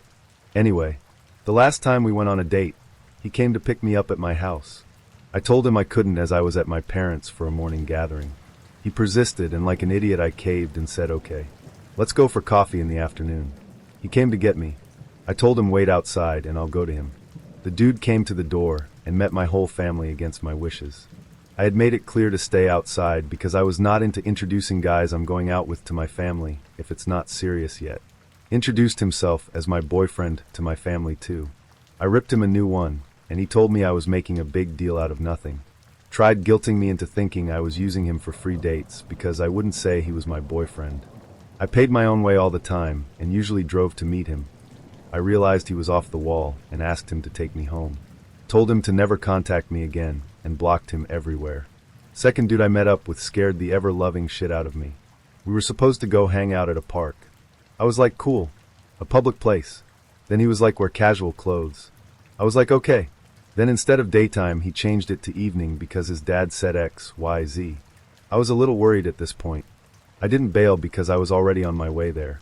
So I just chilled at the park for a bit. Got my daily steps in. He shows up when it was sunset. Didn't look like he showered in days. Sweats with a stain on them. In socks and chanclas. Reeked of weed. I was like, the FAQ? I was super over it and told him I was cold and gonna head out because I was underdressed and forgot my jacket. As I got in my car to leave, he got into my passenger seat. Told me I was being a tease and wasn't cool that I was trying to dip like that. Kept reiterating he was bigger than me. I totally panicked and had to play the whole I wasn't leaving. I was just really cold. Had to talk for an hour to him about stupid shit. I was trying to make myself as boring as possible, but that didn't work. He tried to kiss me and was super aggressive about it. I told him I wanted to smoke some weed, never smoked in my life, and he said he had some in his car. So as he went to go to his car, I dipped. Last one was this guy who was super charming. He seemed totally normal too. Up until he told me his friend let him park in his garage. Beach city, so parking is scarce and expensive. So we walked to his friend's place to pick up his car. I didn't think anything of it though. The place was a super rich apartment complex on beachfront property, so I didn't worry too much. Lobby dude even had us check in and wait for his friend to come down. Friend met us at the lobby. Said he forgot the damn clicker and said let's go up to his flat together so he could give it to him. It was then that I realized they were trying to get me to chill with them inside. Dude was clearly on drugs too. I was like, nope. SOS my roomie as we got to his flat door. She called me and I told her where I was exactly in front of the two dudes. I was playing it up too. I was like, it's super fancy. Like a movie. We went up to, insert friend's name, flat, and it's awesome. Insert lobby guy's name. Even walked us to the elevator just to let us up to room. Insert his room number. Could see the exchange through their gazes. They were saying abort, abort. My Rami did the whole she needs my car to borrow for work. I was like, okay. Then the guy I was with of course took me home. He walked me to my car, and that was the last straw. Deleted Tinder. Never went back. I hate to say this, but I learned how to say no because of Tinder and how to recognize a bad situation and how to get myself out of it. I am just glad my original stupidity didn't get me killed. I swear, it started out like any other date. You know, that mix of nerves and hope that maybe this time it'd be different. I met him on Plenty of Fish, seemed like a decent guy. His profile was clean, no weird vibes, nothing that screamed run for your life. We'd messaged back and forth for a couple of weeks, and he seemed normal enough.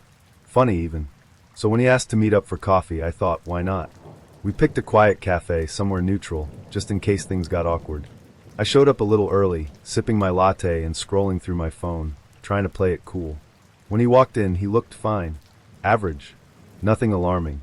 He was polite, had a nice smile, and even complimented my sweater. The first 20 minutes were easy, small talk about work, hobbies, the usual icebreakers. But then, out of nowhere, the conversation took a turn. I have to be honest about something, he said, leaning in. His tone dropped, serious now. I froze mid-sip, my stomach nodding. Okay, I said slowly, bracing myself for the classic. I'm separated but not divorced, or I live with my mom. You know, the usual red flags. But no.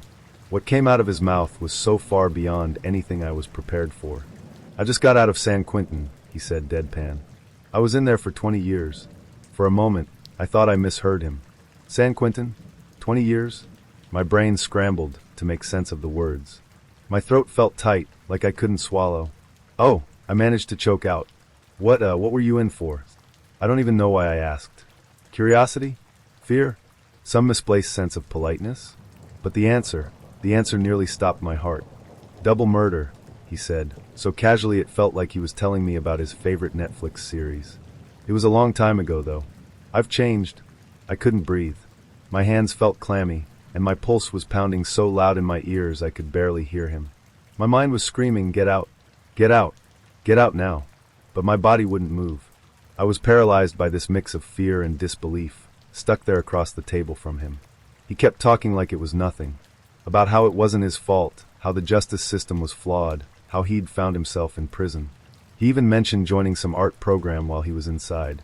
You'd be amazed what you can create when you've got 20 years and nothing to do, he said with a smile that sent chills down my spine. I nodded weakly, every fiber of my being begging me to leave, but I didn't know how. I didn't want to set him off. I didn't want to make him angry.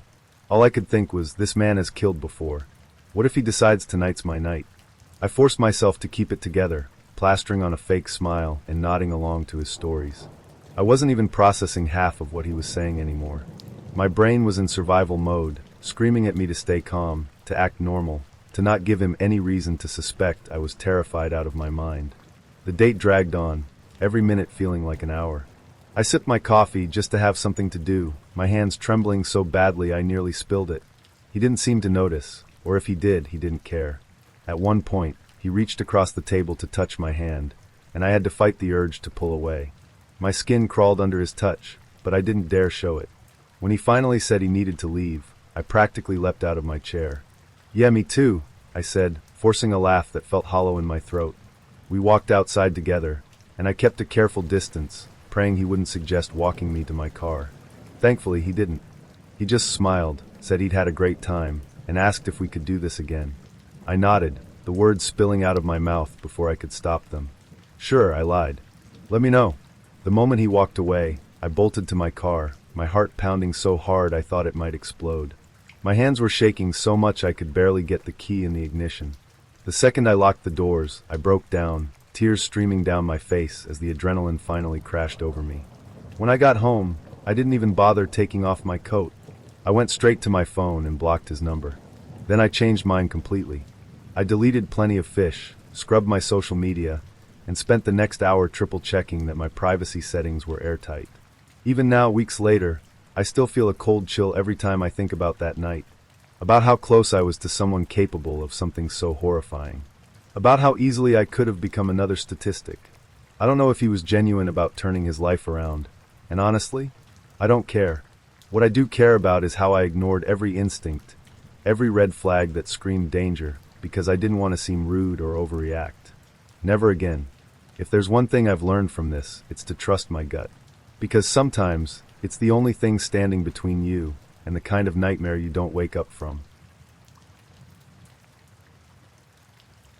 The dim glow of the bar's neon sign flickered in the window as I checked my phone for the 10th time.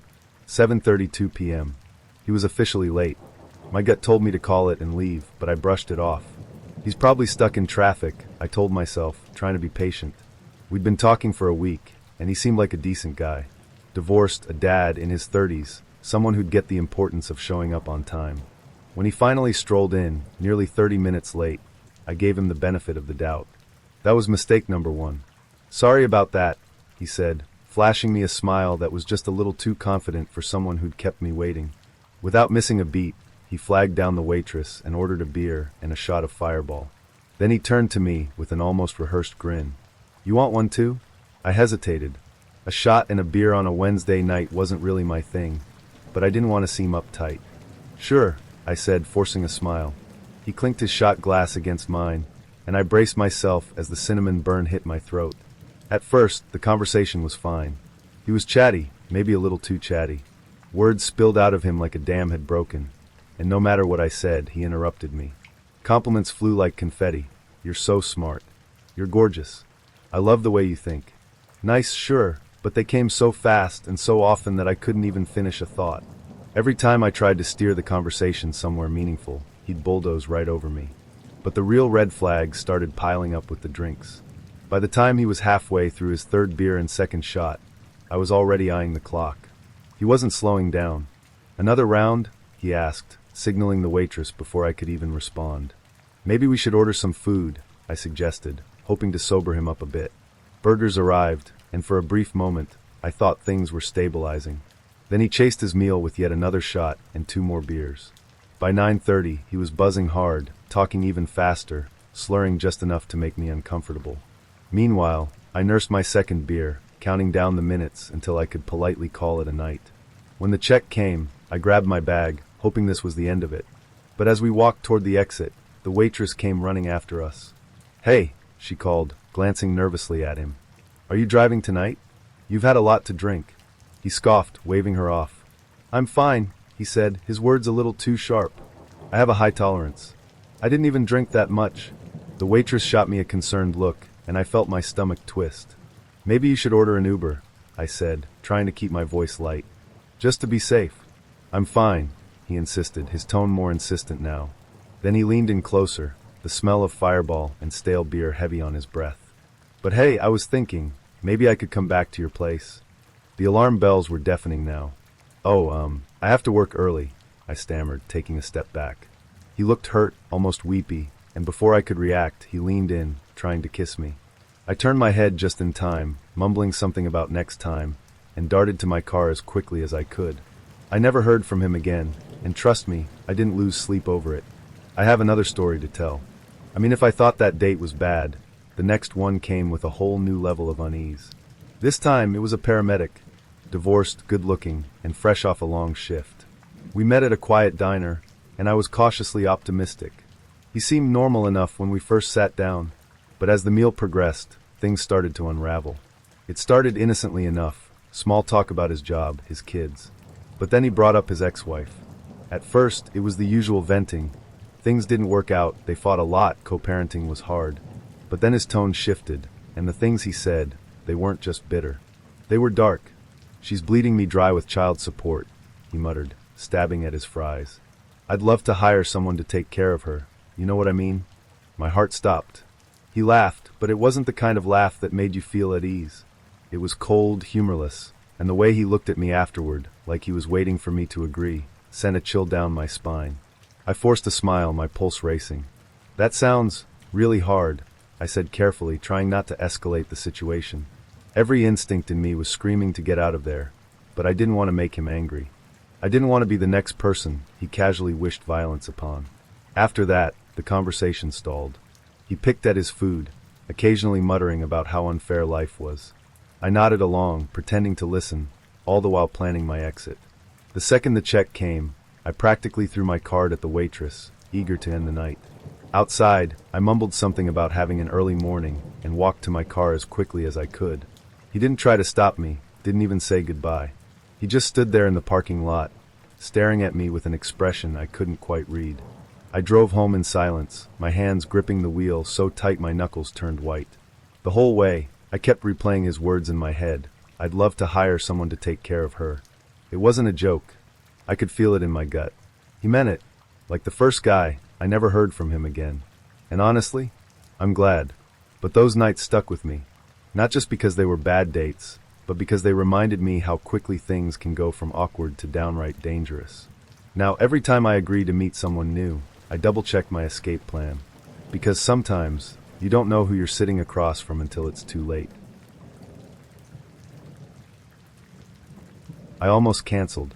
Sitting on the edge of my bed, phone in hand, I debated sending the "hey, something came up" text.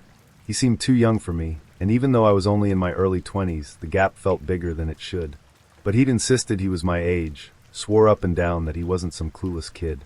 Against my better judgment, I agreed. When he pulled up to my place, my jaw nearly hit the floor. A sleek, shiny sports car purred in my driveway, like something out of a music video. I wasn't sure whether to be impressed or suspicious. My friends had joked earlier, he's either a drug dealer or has rich parents, and staring at the car now, I wasn't so sure they were wrong. He stepped out, looking just a little too polished, his smile so bright it almost felt practiced. "Ready to go?" he asked, his voice casual, but I caught the slightest hint of nervousness. I climbed into the car, inhaling the scent of new leather and a faint trace of cologne. The ride was smooth, and dinner was fine, pleasant but dull. He wasn't rude or obnoxious, just boring. I found myself filling the silences more than I liked, and every now and then, I'd catch him glancing at his phone like he was waiting for something. Something about him felt off, but I pushed the thought away. Maybe he was just shy. Maybe I was overthinking. We headed to a movie after dinner, and I told myself to give him the benefit of the doubt. Maybe he'd loosen up. We got our tickets and settled in, but not even 10 minutes into the previews, his phone buzzed. He pulled it out, barely trying to hide it, and started texting. I frowned, annoyed but not wanting to make a scene. The movie started, and he was still glued to his phone, the screen's glow lighting up his face in the dark theater. Then, without warning, he stood up and left. I watched him go, confused, but figured maybe he was taking a call or something. When he came back a few minutes later, his face was red, his eyes puffy. He'd been crying. "Are you okay?" I whispered, leaning closer. "I'm fine," he said quickly, avoiding eye contact. His voice cracked just enough to give him away, but he tried to brush it off. "If you need to leave, it's okay," I offered, genuinely concerned. Maybe something terrible had happened. His grandma, a family emergency, something serious. But he shook his head. No, it's fine, he insisted. He wasn't fine. The movie continued, but he barely stayed in his seat for another 10 minutes before disappearing again. I sat there, increasingly uncomfortable, watching the rest of the film by myself. Every now and then, I'd glance toward the lobby doors, hoping he'd come back, but he didn't. When the credits rolled, I grabbed my bag and made my way out, wondering if he'd ditched me entirely. There he was, standing near the concession stand, phone pressed to his ear, pacing in tight circles. His shoulders were tense, his face twisted in frustration. I walked up, motioning for him to wrap it up. He gave me a pained look, holding up a finger like just one more second. Finally, after what felt like forever, he ended the call and turned to me, still visibly upset. "What's going on?" I asked, my patience wearing thin. He hesitated, then sighed, his voice breaking as he admitted, "I've been arguing with my friend. And my ex." My stomach dropped. "What?" "My friend's trying to sleep with her," he said, his words spilling out in a rush. "She was on the phone too. I was trying to get them to stop." I blinked, stunned. Was this real? I had so many questions I didn't even know where to start. Why are you even involved in that?" I asked carefully. He ran a hand through his hair, his voice shaking as he explained. "It's complicated. We broke up after some stuff happened." He hesitated, then added, "I had to go to rehab. She posted some bad things about me online. That was it. That was the explanation." Rehab? Bad things online? None of it made sense, but by now I was so exhausted, I didn't even want to ask. My head was spinning, trying to piece together this chaotic puzzle he'd just dumped in my lap. He drove me home in awkward silence, his mood swinging between sullen and teary. I kept my answers short, not wanting to dig deeper into whatever emotional minefield I'd stumbled into. When we pulled up to my place, he gave me a weak smile, clearly hoping for some reassurance. "Thanks for tonight," I said, my voice flat. I got out of the car before he could try to say more. As I closed the door behind me, I leaned against it, exhaling the deepest sigh of relief. The whole night felt surreal, like some twisted fever dream I'd accidentally walked into. I replayed it in my head, trying to make sense of it, but the more I thought about it, the stranger it seemed. I never heard from him again, and honestly, I didn't want to. The weirdness of that date lingered with me for weeks, though. The way he cried in the theater, the frantic phone call, the vague mentions of rehab and drama. It all felt like a storm I narrowly avoided being swept into. At least the movie was good. The wine bar was packed. Music thumped in the background, conversation buzzed at an unbearable pitch, and I could barely hear myself think. I leaned against the wall, arms crossed, trying to stay polite while my date chattered away. Except, I couldn't understand a word he was saying. The place was so loud, it was like he was talking underwater. I kept nodding and smiling, pretending to catch bits and pieces, but honestly, I just wanted to get out of there. He leaned in closer, probably thinking that would help, and before I realized what was happening, he kissed me. Not a sweet, tentative first date kiss. Oh no, this was sloppy, wet, and so uncoordinated it felt like he was trying to eat my face. I froze, stunned, while he kept going, oblivious to how uncomfortable I was. His hands didn't wander, thankfully, but the kissing was so bad it didn't even matter. People brushed past us, and I was pressed up against the wall like I was in some awkward teen drama gone horribly wrong. After 5 excruciating minutes, 5 minutes that felt like 5 hours, I pulled away, faking a yawn. "I'm so sorry," I said, summoning every ounce of politeness I had left. "I'm really tired. I think I need to head home." He looked disappointed, but I didn't care. I mumbled something about early mornings and bolted for the door. The night ended there. I went home, threw on my comfiest pajamas, and buried the whole cringe-worthy experience in the back of my mind. Weeks passed, then months. I had all but forgotten about the bad date. He didn't message, and I didn't care. Life moved on. And then, out of the blue, his name popped up on my phone. I stared at the message for a moment, half tempted to delete it without reading. Curiosity got the better of me, though, and I opened it. "Hey, I've been thinking, and I just don't think we're sexually compatible." I blinked. Once. Twice. Then reread it. Was this guy serious? We went on one date. One. And the only thing close to sexual was his attempt at the world's worst kiss.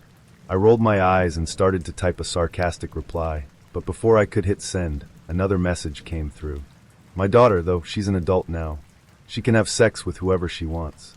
It's amazing how open she is about it. She tells me everything. My blood ran cold.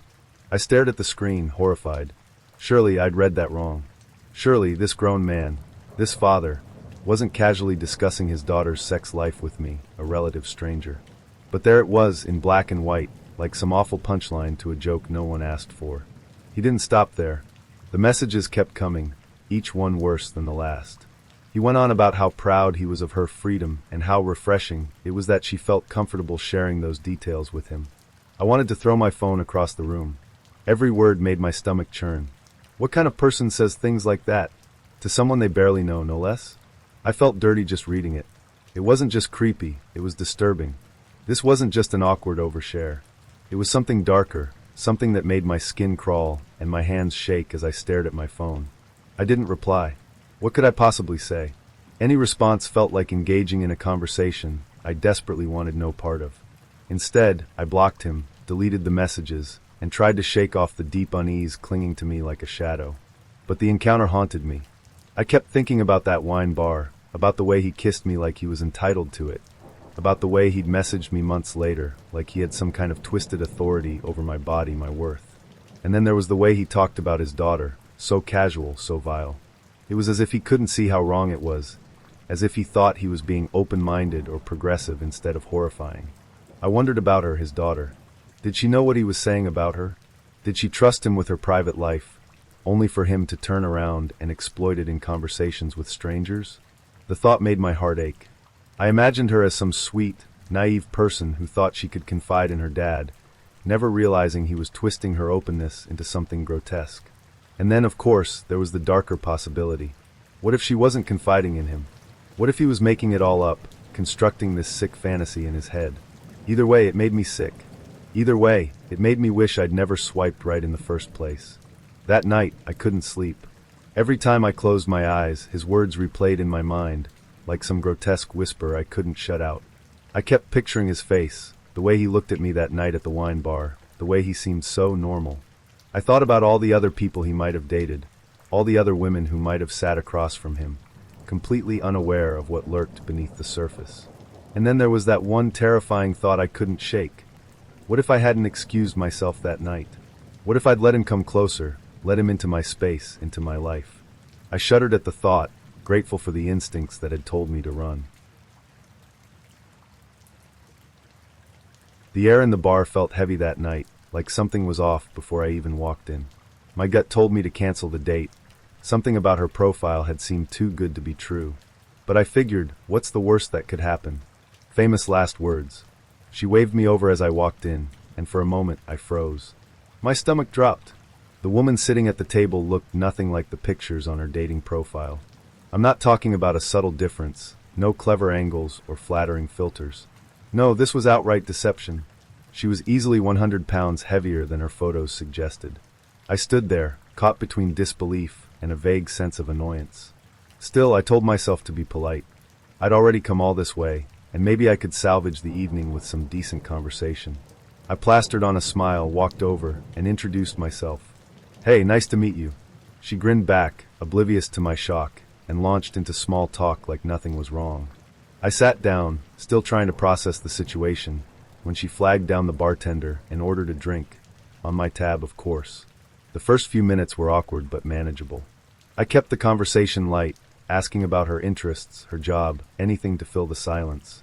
But then she started talking, and that's when things took a nosedive straight into the twilight zone. Within the first 30 minutes, I learned more about her than I ever wanted to know. First, she casually mentioned that she was married. Yes, married. She said it like it was no big deal, like it was just another fun fact about her life.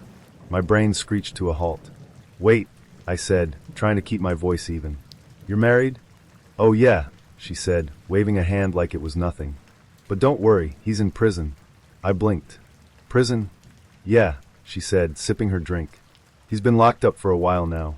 I mean, it's not like we're really together anymore, you know?" I didn't know. I didn't know anything anymore.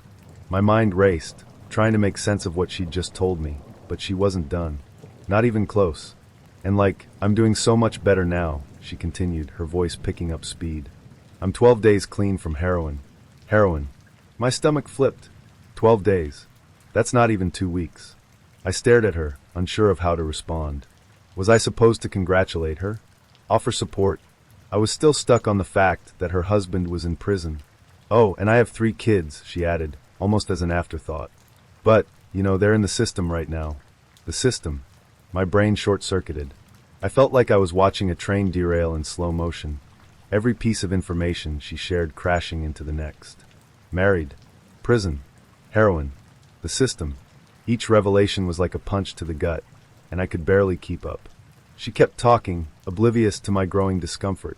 Her words blurred together as I sat there, trying to figure out how I'd ended up in this nightmare. This wasn't just a bad date. This was a full-blown horror story. The kind you tell your friends about later, and they don't even believe you. I glanced at my watch, trying to come up with an excuse to leave. But she was so deep into her story, some convoluted tale about her husband's crimes and her struggles to get her kids back, that I didn't know how to interrupt. I just nodded along, barely listening, my mind racing for an exit strategy. Finally, she paused long enough for me to cut in. I said, forcing a smile, I just realized I have an early morning tomorrow. I should probably get going. Her face fell, but she recovered quickly. Oh, okay, she said, looking disappointed but not surprised. I reached into my wallet, pulled out a $20 bill, and handed it to the bartender. This should cover my drinks, I said, loud enough for her to hear. I didn't offer to pay for hers. Not after everything she'd just dropped on me. As I stood up, she looked at me, her expression a mix of hope and resignation. So, do you think we could do this again sometime? I almost laughed. I'll let you know, I said, avoiding eye contact as I walked out the door.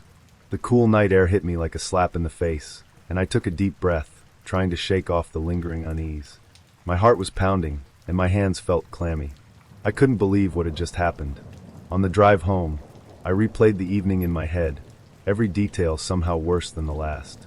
The deception, the bombshell confessions, the complete lack of awareness. It all felt like a bad dream I couldn't wake up from. I thought about her kids, her husband, her struggles with addiction, and for a brief moment, I felt a pang of sympathy. But then I remembered how she'd lied about everything from the start, and that sympathy evaporated. I deleted her number the moment I got home. Blocked her on the dating app too. I wasn't about to risk her showing up in my inbox months later with some new drama.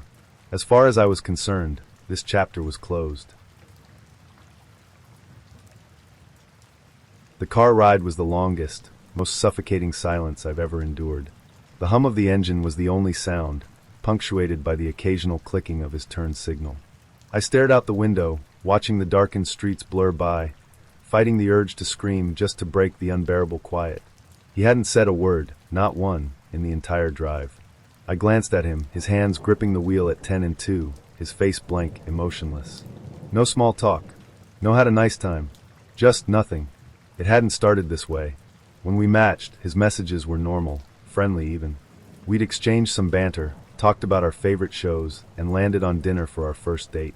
He wasn't overly chatty, but I figured maybe he was just a little reserved. I thought meeting in person would bring out more of his personality.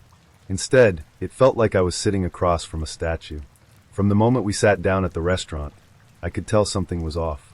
I started the conversation with something simple. So, how was your day?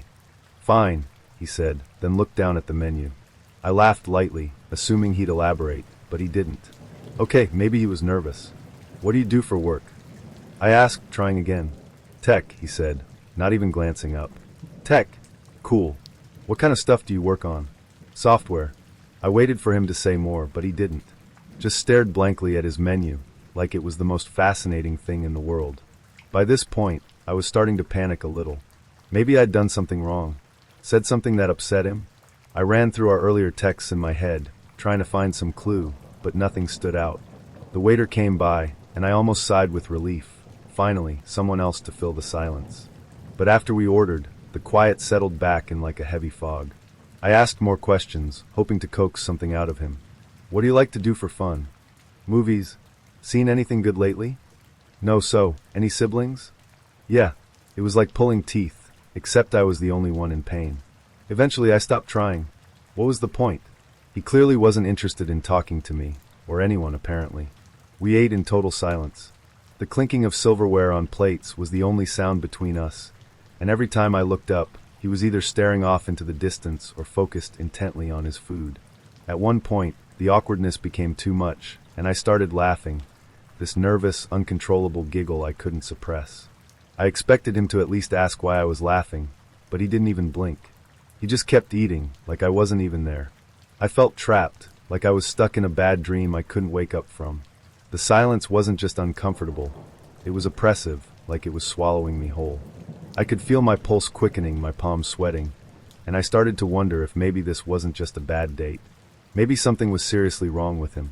The way he avoided eye contact, the way he didn't react to anything, it was eerie, like I was sitting across from someone who'd forgotten how to be human.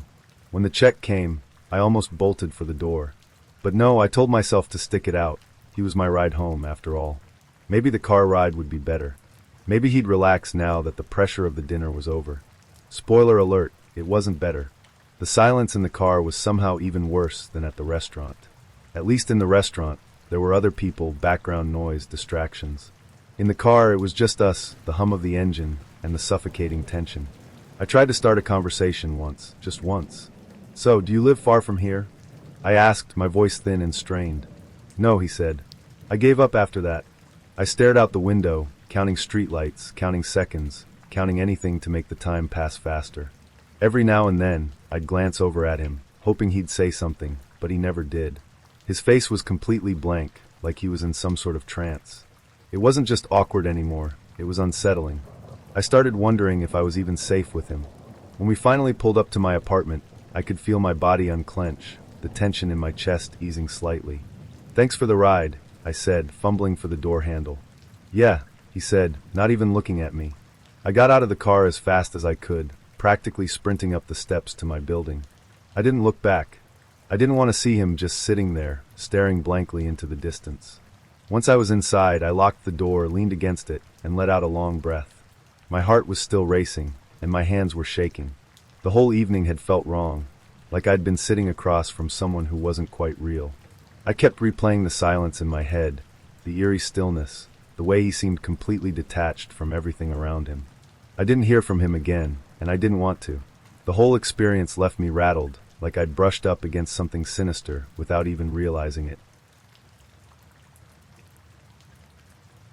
The rain was relentless, pouring in icy sheets as I stood under the awning of the pizza place, staring at the peeling paint on the door and questioning every decision I'd made that led me here. This was supposed to be a casual, fun first date, the kind where you didn't overthink things. We'd met on OkCupid, exchanged a few messages, and decided on a whim to meet up since we were both bored and had nothing better to do. The plan was simple: grab some pizza, chat, and see if there was anything there. But as soon as we stepped inside, I knew I'd made a mistake.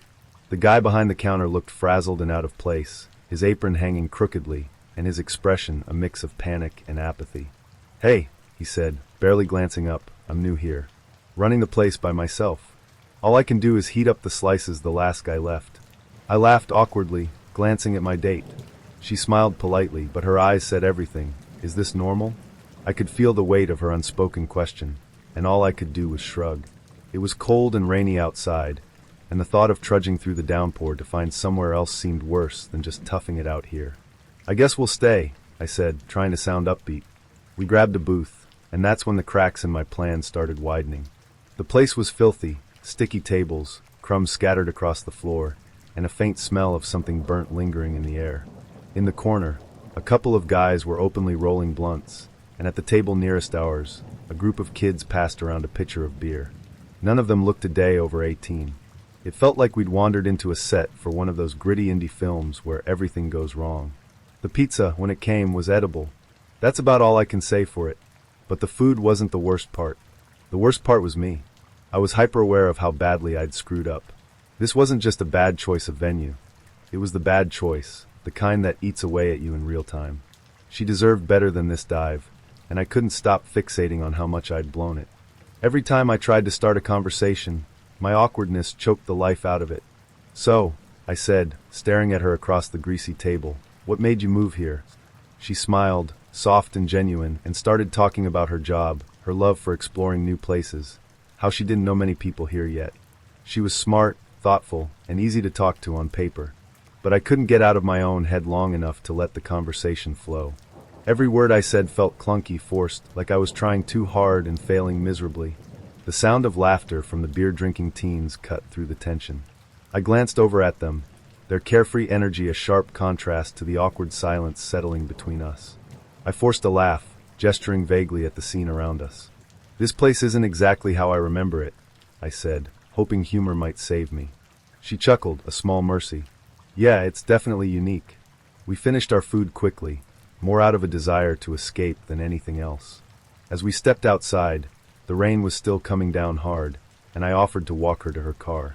The whole way, I replayed the night in my head, cringing at every awkward pause, every missed opportunity to make her laugh or show her who I really was. When we reached her car, I forced a smile. "Well, thanks for tonight." "Thanks," she said, her voice kind but non-committal. "Take care." I watched her drive away, knowing I'd never see her again. That was it. I'd blown it. I walked back to my car in the rain, defeated, and went home to sulk. For weeks, I replayed the disaster of that date in my mind. Every time I thought about her, her smile, her easy laugh, the way she'd tried to make the best of an undeniably bad situation, I felt a pang of regret. I told myself to forget about her, to move on, but she lingered in the back of my mind like a ghost. And then, out of nowhere, I got the nerve to message her. I don't know what possessed me. Maybe it was the lingering guilt, or maybe I just needed closure. "Hey," I wrote, "I know our first date wasn't great, but if you'd be up for a do-over, I'd love a chance to show you a better time." To my shock, she said yes. The second date was nothing like the first. I took her to my favorite pizza place, the tiny one I should have picked the first time, with its cozy atmosphere and incredible food. We laughed until our sides hurt, the conversation flowing effortlessly. It was like night and day compared to our first meeting, and for the first time, I felt like I could breathe around her. Fast forward 4 years, and here I am, writing this while she sleeps next to me in our apartment. Our cat is curled up at her feet, purring softly. That disastrous first date feels like a lifetime ago, and yet, it's a part of our story, a reminder of how far we've come. The night started off like a typical Saturday. I was pumped for what I thought was going to be an epic party, a band, good vibes, and a chance to get to know this girl I'd met at the bar a few days earlier. We'd hit it off then, swapping numbers and trading laughs. When she invited me to a party at her dad's house, I thought, sure, why not? She made it sound like a wild time. But as I pulled up to the house, the red flags started waving. Hard. The driveway had maybe 4 cars parked in it, and the house was quiet. No music, no sounds of laughter or people mingling. Just the faint buzz of streetlights in the chilly air. I hesitated, staring at the house, debating whether to turn around. But I was already here, so I told myself to give it a shot. What's the worst that could happen? I thought. A question I would come to regret. She opened the door before I even knocked, and it was immediately clear she was trashed. Her eyes were glassy, her movements wobbly, and she greeted me with a slurred, overly enthusiastic, "You made it." She pulled me inside, babbling about how amazing the party was going to be, and dragged me down into the basement. The party was a joke. The band she'd hyped up. That was just her dad, awkwardly strumming a beat-up guitar in the corner. A couple of people sat slumped on mismatched couches, barely acknowledging my existence. The place reeked of stale beer and something sour. I grabbed a drink just to have something to hold, already plotting my exit. Then things got weirder. She kept disappearing into the bathroom with her friend, coming out jittery, rubbing her nose, and giggling like a maniac. It didn't take a genius to figure out they were doing coke in there. Her dad, meanwhile, kept yammering about some guy named Pee Wee Johnson, who was apparently dying to meet me. I nodded along, not really caring, just wanting to find the right moment to bail. Suddenly, her dad sprinted upstairs. "He's here," he shouted. "Pee Wee's here." I froze. Who the hell was Pee Wee Johnson, and why was her dad so excited? Before I could process, he came back down the stairs, completely naked. Yes, you read that right. Naked. Except, he wasn't just naked. He was wearing some grotesque prosthetic contraption that made him look like he had 3 oversized breasts on his chest, a 4th dangling somewhere below his stomach, along with massive fake testicles and a disturbingly small fake penis. My jaw hit the floor. This grown man, her father, strutted across the room, climbed onto the makeshift stage, and started singing again, still in his bizarre naked getup. The 2 other guests clapped half-heartedly while I sat there, stunned into silence. What kind of fever dream had I walked into? My brain screamed at me to leave, but my date was nowhere to be seen. I figured I should at least find her before I ghosted. I wandered upstairs and found her in a bedroom, hunched over a trash can, puking her guts out. She was a mess, hair matted to her sweaty forehead, mumbling incoherently. Despite the absolute disaster this night had turned into, I couldn't just leave her like that. I helped her onto the bed, propped her up, and put the trash can within reach. I stayed for a bit, making sure she wouldn't choke or something, but it was clear she was out for the count. That's when the next curveball hit. Out of nowhere, a 12-year-old girl walked into the room. She was carrying a soda and looked far too comfortable with the chaos unfolding around her. I blinked, trying to make sense of it. "Who are you?" I asked. "My sister," she said flatly, motioning toward my passed-out date. Her sister. A child was wandering around in this circus of a house while her dad was downstairs naked and her older sibling was coked out and unconscious. It was surreal. I wasn't sure whether to be horrified or impressed by how unfazed this kid seemed.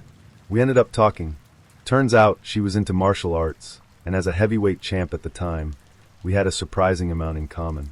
We talked about competitions, training, and even realized we knew a few of the same people in the scene. For a moment, it was almost normal, two strangers bonding over a shared passion. Except one of us was a kid, and the other was supposed to be on a date with her sister. Eventually, I glanced at my watch and decided I'd had enough. This wasn't just a bad date, it was a full-blown horror show, and I needed to get out. I stood up, gesturing toward my unconscious date. "Be smart," I told her little sister, nodding toward the bed. "Don't end up like this." The kid nodded solemnly, and I walked out the door, the sounds of her dad's off-key singing still echoing through the house as I escaped into the night. Driving home, I replayed the night in my head, equal parts horrified and baffled. How had it gone so wrong so quickly? What kind of life was this girl living, surrounded by drugs, chaos, and a father who thought stripping down and performing was acceptable party behavior? I never called her again. Never saw her again. The highway stretched out before us, endless and unforgiving, as I gripped the steering wheel tighter than necessary. His words echoed in my head, each one cutting deeper than the last. "Well, you're no Miss America, but you'll do." I laughed it off at first, the kind of awkward laugh you let out when you're caught off guard and unsure how to respond. But the sting of those words lingered, sour and humiliating. I glanced over at him in the passenger seat, his smug expression illuminated by the early morning sun. He didn't even seem to notice how cruel he'd been, like it was just another joke, another throwaway comment. But to me, it set the tone for what would become the worst and most unsettling date of my life. This was supposed to be a fun day. A blind date, sure, but the idea of spending a sunny afternoon at the beach sounded like a perfect escape from the grind of college life. I'd agreed to pick him up since he didn't have a car. It seemed harmless enough at the time. But 15 minutes into the drive, I already regretted my decision. His tone was sharp, his comments laced with an edge that made my skin crawl. What had started as awkward small talk quickly devolved into something darker. He had this way of steering the conversation toward topics designed to make me uncomfortable, mocking people's appearances, cracking mean-spirited jokes, and acting like he was the smartest guy in the room. And then there was that comment. The one about Miss America. I could still feel the knot in my stomach, twisting tighter with every mile.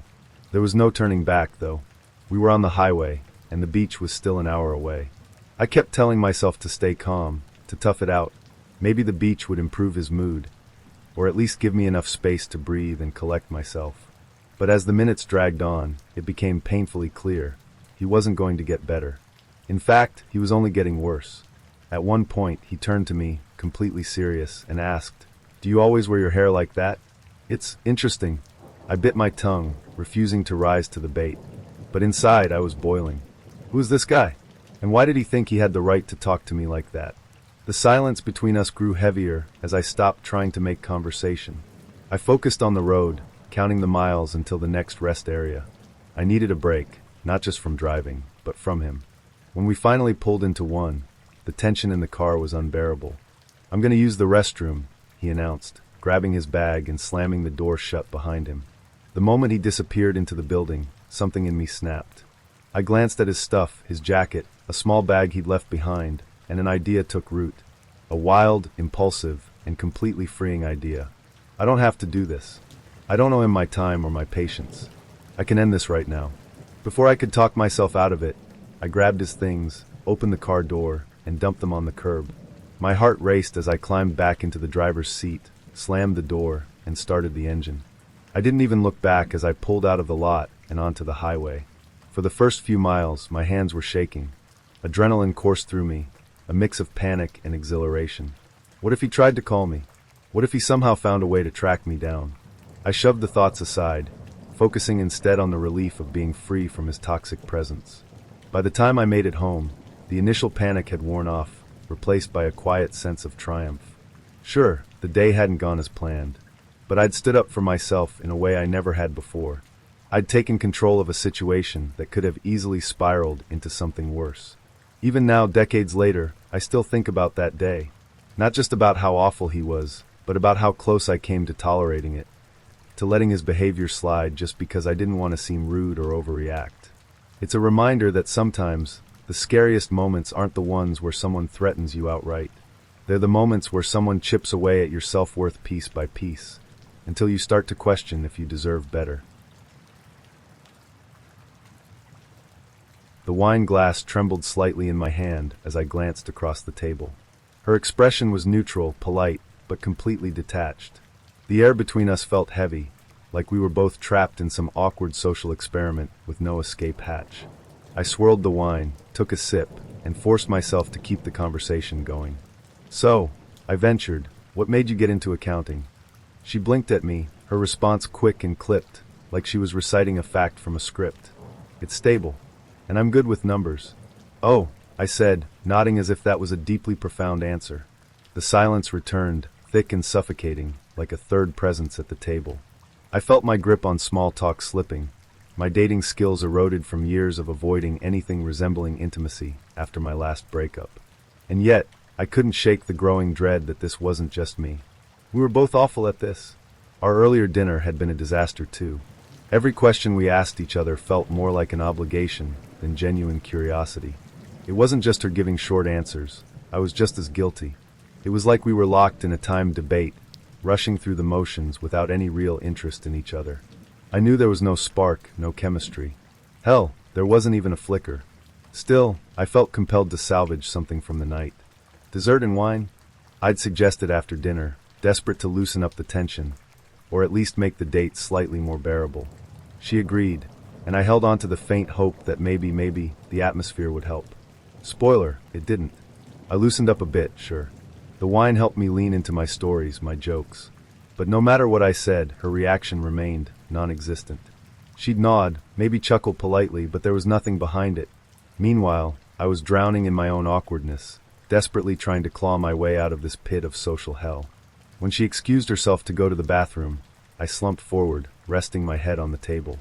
I could practically feel the weight of my failure pressing down on me.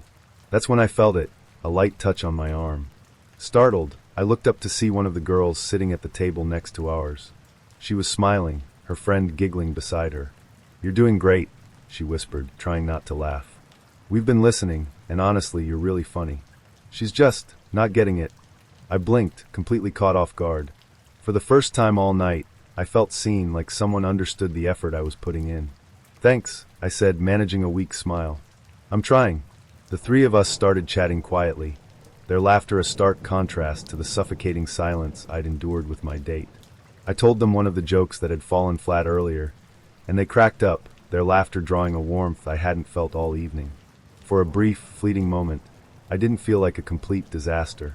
Of course, that's when my date returned. She stopped mid-stride, her eyes narrowing as she took in the scene, me, laughing with two strangers while she'd been gone. The awkwardness snapped back into place, tighter than ever, and I straightened up, fumbling to explain. But she didn't say a word. She just sat down, her expression icy, and the silence roared back to life. When the check came, I reached for it, ready to put this night to bed. But before I could grab it, she snatched it out of my hand, her movements sharp and deliberate. "We'll split it," she said firmly, her voice cutting through the air like a blade. "A girl can pay her own way." I blinked, stunned, then caught the eyes of the girls at the next table. They exchanged a glance, their expressions a mix of disbelief and sympathy. One of them raised her eyebrows at me as if to say, "You're not the problem here." We paid the bill in tense silence, and I followed her out the door, dragging my feet like a condemned man heading to the gallows. The girls behind me offered a small look of encouragement as we left, but it wasn't enough to lighten the weight of the evening. I walked her to the train station, feeling like I was escorting a stranger rather than someone I'd just spent the last few hours with. The night air was cold, but the distance between us felt colder. When we reached the platform, I didn't even bother offering to wait with her. She probably didn't want me there, and honestly, I figured she'd enjoy the wait more without me. As we said goodbye, an awkward, fumbling handshake that felt more like closing a business deal than ending a date, I couldn't muster up the energy to care. We parted ways without a second glance, the silent agreement between us clear. This was the last time we'd ever see each other. On the train ride home, I opened the comic books I'd bought earlier that day, hoping they'd redeem the trip into the city.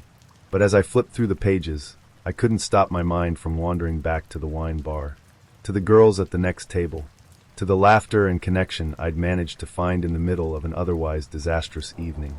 I should have gone back, I realized. After I dropped her off, I should have turned around, walked back into the bar, and joined their table. Anything would have been better than letting the night end like this, flat, awkward, and utterly forgettable. Or maybe not forgettable. Because even now, I can't help but think about that date. The way it felt like we were two strangers forced together by circumstance, both silently counting the minutes until it was over. The way the laughter from the next table seemed to taunt me, a reminder of what connection could feel like if only it wasn't so painfully absent. The waiter had barely stepped away when she started crying, full on, head in her hands, can't catch her breath crying. I froze, unsure if I'd accidentally said something offensive in the last 30 seconds. "Are you okay?" I asked, my voice laced with panic. She sniffled, wiped her eyes with the back of her hand, and blurted out, "It's just, me and my ex-boyfriend used to order the same thing." I blinked. Slowly. She was crying because I ordered water, and she got a Coke. The same drinks she and her ex used to get. My brain scrambled for an appropriate response. But what do you even say to that? I'm sorry." She shook her head furiously, tears streaming down her face. "It's not your fault," she sobbed. "I just didn't expect it to hit me this hard." Hit her this hard? Over beverages? I stared down at the untouched glass of water in front of me, suddenly feeling like it was radioactive. I glanced around the restaurant, hoping no one was watching, but it felt like every eye in the place was on us. "Hey, it's okay," I said awkwardly, wishing I could melt into my chair. "You don't have to think about him. Let's just enjoy the meal." But that was easier said than done. She was inconsolable, sniffling through the appetizer and clutching a napkin like it was her lifeline. The more I tried to cheer her up, the worse it seemed to get. She kept looking at me with these big, watery eyes, like she thought I might vanish into thin air at any second. Then came the paranoia. "Promise me you're not going to leave," she said out of nowhere, her voice trembling. "When I go to the bathroom, you won't just walk out, right?" Her words hit me like a slap. "What?" I asked, genuinely startled. "Why would I do that?" "Guys do that to me sometimes," she whispered, her gaze dropping to the table. "They just leave." My stomach twisted. On one hand, I felt bad for her, really bad. She clearly had been through some stuff. But on the other hand, I couldn't ignore the weight of what she'd just said. Guys had walked out on her mid-date. What kind of disaster dates had she been on to make her think that was a real possibility? More importantly, what did that say about how this night was going? "I'm not going anywhere," I said firmly, trying to reassure her. She nodded, but I could tell she didn't fully believe me. She went to the bathroom, and for the few minutes she was gone, I sat frozen at the table, acutely aware of the stares from the nearby tables. The weight of her earlier comment hung in the air. I'd promised I wouldn't leave, and I meant it, but there was a tiny, nagging part of me that wondered if I should have. What have I gotten myself into? When she came back, her mood had shifted. The tears were gone, replaced by an odd sort of manic energy. She sat down, leaned in close, and said, "Do you want to go to the mall after this?" I frowned, confused. "The mall?" She nodded, her eyes wide and almost excited. "There's a piercing place there. I've been thinking about getting my nipples done." My brain short-circuited. Nipples? I could barely process what was happening. Wow, I managed to stammer. "That's bold. You'll come with me, right?" she asked, smiling now. It was the first time all night she didn't look like she was about to cry, but the sudden shift was almost more unsettling. "I don't know if that's really my scene," I said cautiously. I was already mentally preparing my exit plan, but she wasn't listening. She was too busy talking about how much it would hurt, or not hurt, and whether I thought a barbell or hoops would look better. I nodded along, trying to keep up, but my mind was racing. This wasn't just an awkward date anymore. It was something else entirely, something I didn't have the tools to handle. The crying, the paranoia, the nipple-piercing detour. What was next? When the check came, I grabbed it, hoping to wrap this up as quickly as possible. "Let me take care of this," I said, trying to sound polite. "No," she said sharply, snatching the check out of my hand. "A girl can pay her own way." I didn't argue. At that point, I was just grateful for anything that sped up the process of ending this bizarre, emotionally charged evening. We walked out together, the air between us heavy with unspoken weirdness. She looked up at me expectantly as we reached the sidewalk, and I realized with a sinking feeling that she was waiting for me to suggest we head to the mall. Instead, I gestured toward the parking lot. "Your car's this way, right?" "Oh," she said, clearly disappointed. "Yeah, I guess." I walked her to her car, doing my best to keep the mood light. When we got there, she turned to me, hesitating as if she wanted to say something profound. I braced myself, but all she managed was a quiet, "Thanks for tonight." "Of course," I said quickly, stepping back. "Take care." She drove off, and I stood there for a moment, letting the tension drain from my shoulders. The relief was almost overwhelming. I climbed into my own car, sat in silence for a moment, and then laughed, this incredulous, shaky laugh that came from pure disbelief. "What was that?" The first thing I noticed was the suit. A full suit, for a casual 5:30 p.m. tea date. My brain stalled as he walked toward me, but then my eyes drifted downward, and things got worse. He wasn't wearing normal shoes. No, he had on those weird barefoot shoes, the kind that hug each toe like gloves. And strapped around his waist, a fanny pack. By the time I got to his face, I was greeted by oversized, reflective bike glasses that made him look like a wannabe marathoner trapped in a business meeting. "Hey," he said, grinning like nothing about this situation was out of the ordinary. "Hi," I replied, trying to keep my expression neutral. My fight-or-flight instincts were already kicking in, but I forced myself to sit down. Maybe it was just a quirky first impression. Maybe he had some reason for the ensemble that would make it less horrifying. Spoiler alert, he didn't. As soon as we settled in with our tea, he launched into a monologue about his job. Not the usual polite small talk, mind you. This was an unfiltered rant. He hated his boss. He hated his co-workers. He hated the office. He hated the commute. It was like he'd been bottling up his frustrations for years and had decided I, a stranger, would be the perfect outlet. I tried to steer the conversation into safer waters. "So, do you have any hobbies?" I asked, attempting to sound cheerful. "Running," he said, his tone completely flat. No elaboration, no enthusiasm, just a single lifeless word. Then, as if realizing he should say more, he added, "I run every day. Keeps me sane." "Oh, that's cool," I said, trying to keep things going. "Have you done any marathons?" He shrugged, sipping his tea. "Yeah, a few. But those are nothing. I prefer long solo runs, pushing myself." I nodded, hoping he'd take the hint to ask me something. But instead, he launched back into complaining about his job. I stared at him, trying to stay engaged, but my mind kept wandering back to the outfit. The suit and barefoot shoes alone were enough to throw me off, but the fanny pack? Was he carrying something important? Snacks? Pepper spray? Why would someone need a fanny pack for tea? And the glasses? Did he think we'd be riding off into the sunset after this? The whole scene felt surreal, like I'd wandered into a fever dream. His voice droned on and on about how his boss didn't appreciate him, how his co-workers were idiots, and how he was planning to quit any day now. The more he talked, the more I realized there was no saving this date. I glanced at my watch, desperately trying to come up with an excuse to leave. Before I could say anything, he leaned back in his chair and said, "I think I'm going to go for a run after this." "Oh," I asked, confused. "Yeah," he said, gesturing to his suit. 12 miles. I'll just run in this." He said it like it was the most normal thing in the world, like running in a suit was a totally acceptable thing to do. I blinked, waiting for him to laugh, to reveal that he was joking. But he didn't. He just sat there, completely serious. "It's good training," he added, as if that explained everything.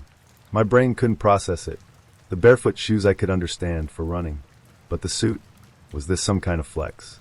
Was he trying to impress me by proving how tough or quirky he was? If that was the goal, it wasn't working. "That's, ambitious," I said finally, not knowing what else to say. "Yeah," he said, nodding. Most people don't get it, but I'm used to being misunderstood. At that moment, I decided I'd had enough. I forced a smile and said, I have an early morning tomorrow. I should probably get going. He looked disappointed but nodded. Sure, no problem. I'll just head out for my run. I stared at him, half expecting him to rip off the suit and reveal running shorts underneath. But no, he stood up, adjusted his fanny pack, and started stretching in the tea shop. People were staring, and I felt my face flush with second-hand embarrassment. Good luck, I said quickly, grabbing my bag and heading for the door before he could rope me into watching his pre-run routine. As I walked to my car, I kept replaying the evening in my head, trying to make sense of what had just happened. The outfit, the ranting, the casual declaration of a 12-mile run in formal wear. It was all so bizarre, like a parody of a bad date. I couldn't stop wondering, was this who he really was, or was this some kind of elaborate social experiment? Either way, I knew one thing for sure. There wouldn't be a second date. The bar was dimly lit, with the low hum of chatter and clinking glasses setting the mood. I leaned back in my chair, holding my drink, and tried to make sense of what I'd just heard. She had said it so casually, as if we weren't on a date, as if it was something you'd share with a coworker over lunch. I got a booty call before I came here, she'd said, swirling her cocktail with a tiny straw. Her tone was nonchalant, almost bored, but her eyes flicked up to gauge my reaction. I laughed nervously, unsure of how to respond. Oh, well, that's honest, I managed, trying to keep things light. But inside, my ego took a hit. Hard. Who even says that on a date? I brushed it off, forcing myself to focus on the conversation, but the words lingered, gnawing at the back of my mind. The night carried on awkwardly. There was some small talk, some surface-level banter, but I couldn't shake the weird energy in the air. She seemed distracted, like her mind was somewhere else, or with someone else. I chalked it up to nerves or maybe a mismatch in vibes, but something about the whole situation felt off. At one point, she excused herself to use the restroom. Be right back, she said with a quick smile. I nodded, fiddling with the coaster under my drink, trying to convince myself that the night wasn't a total disaster. Maybe I was overthinking it. Maybe I could salvage this. 5 minutes passed. Then 10. Then 15. The awkward pit in my stomach grew heavier as I glanced toward the restroom, then back at her empty chair. I told myself to be patient. Maybe there was a line, or maybe she'd gotten caught up fixing her makeup. But as the minutes dragged on, a sinking feeling crept in. Something wasn't right. Finally, I decided to check. I got up, weaving through the crowded bar toward the restrooms. The hallway was quiet, empty. I waited a moment, then peeked around the corner. No sign of her. I went back to our table, hoping she'd reappeared while I was gone. But the chair was still empty, the air around it cold and vacant. My heart sank as the realization hit me. She was gone. She'd just left. I sat down slowly, staring at the half-empty cocktail she'd left behind. A mix of embarrassment and frustration churned in my chest. Who does that? Who just disappears mid-date without a word? My mind raced through the possibilities. Did I say something wrong? Did she not like me? Or worse, was she bored enough to just ghost me entirely? The bartender passed by, glancing at the empty chair across from me. Your date leave? He asked casually. Yeah, I muttered, forcing a laugh. Guess so. He gave me a sympathetic nod before walking away, but his pity felt like salt in the wound. I downed the rest of my drink in one gulp, the burn doing little to dull the sting of rejection. As I sat there, the words she'd said earlier replayed in my mind. I got a booty call before I came here. Was that it? Did someone text her, and she decided they were a better option? Did she leave to meet them? The thought made my stomach twist. I pictured her walking out of the bar, phone in hand, smiling as she texted someone who wasn't me. The image stung more than I cared to admit. This wasn't just a bad date, it was a hit to my pride. A reminder that sometimes, people won't even give you the courtesy of a goodbye. The rest of the night felt like a blur. I paid the tab, grabbed my coat, and walked out into the cold night air, my mind still reeling. The city lights blurred together as I replayed the evening over and over, trying to pinpoint where it all went wrong. But no matter how much I analyzed it, one fact remained. She'd left, and I had no idea why. Even now, thinking back on it, the whole thing feels surreal, like a bad dream I couldn't wake up from. Her disappearing act wasn't just rude, it was unsettling. It left me with more questions than answers, and a lingering unease I couldn't shake. Dating is supposed to be awkward, sure. But this? This was something else entirely. A night that started with a casual drink ended with an empty chair, and the kind of silence that sticks with you long after the night is over. 24 female, matched with this girl, 22 female. We'll call Sarah, a while back, and we talked for a while. It was great while texting and even video chatting. So after about a month or so we decided to try a date. We lived at least an hour away from each other, so we had to wait until our schedules lined up to go out together. Also, some backstory: I have a boyfriend, and I'm bisexual, and he's completely fine if I want to date other girls as long as he knows about it. Sarah knew about my boyfriend and was completely fine with it. Or so she said. So I don't have the car the day we decide to have the date, so she drives out to pick me up. I had her pick me up somewhere other than my apartment, and I figured we could go somewhere around where I lived since she drove out to me.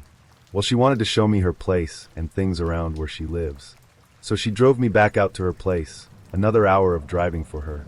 And my boyfriend said he could meet us there after he got off work to meet her and pick me up. Sarah and I go to her place. I meet her dog, and she shows me around. The house is nice, and I realize she still lives with her parents, which is fine, I don't care. But when she showed me her room, it didn't look like an adult room at all. And don't get me wrong, I have pop figures and Legos and whatnot. But this room was filled with Stitch merch. Not Lilo and Stitch. Just Stitch.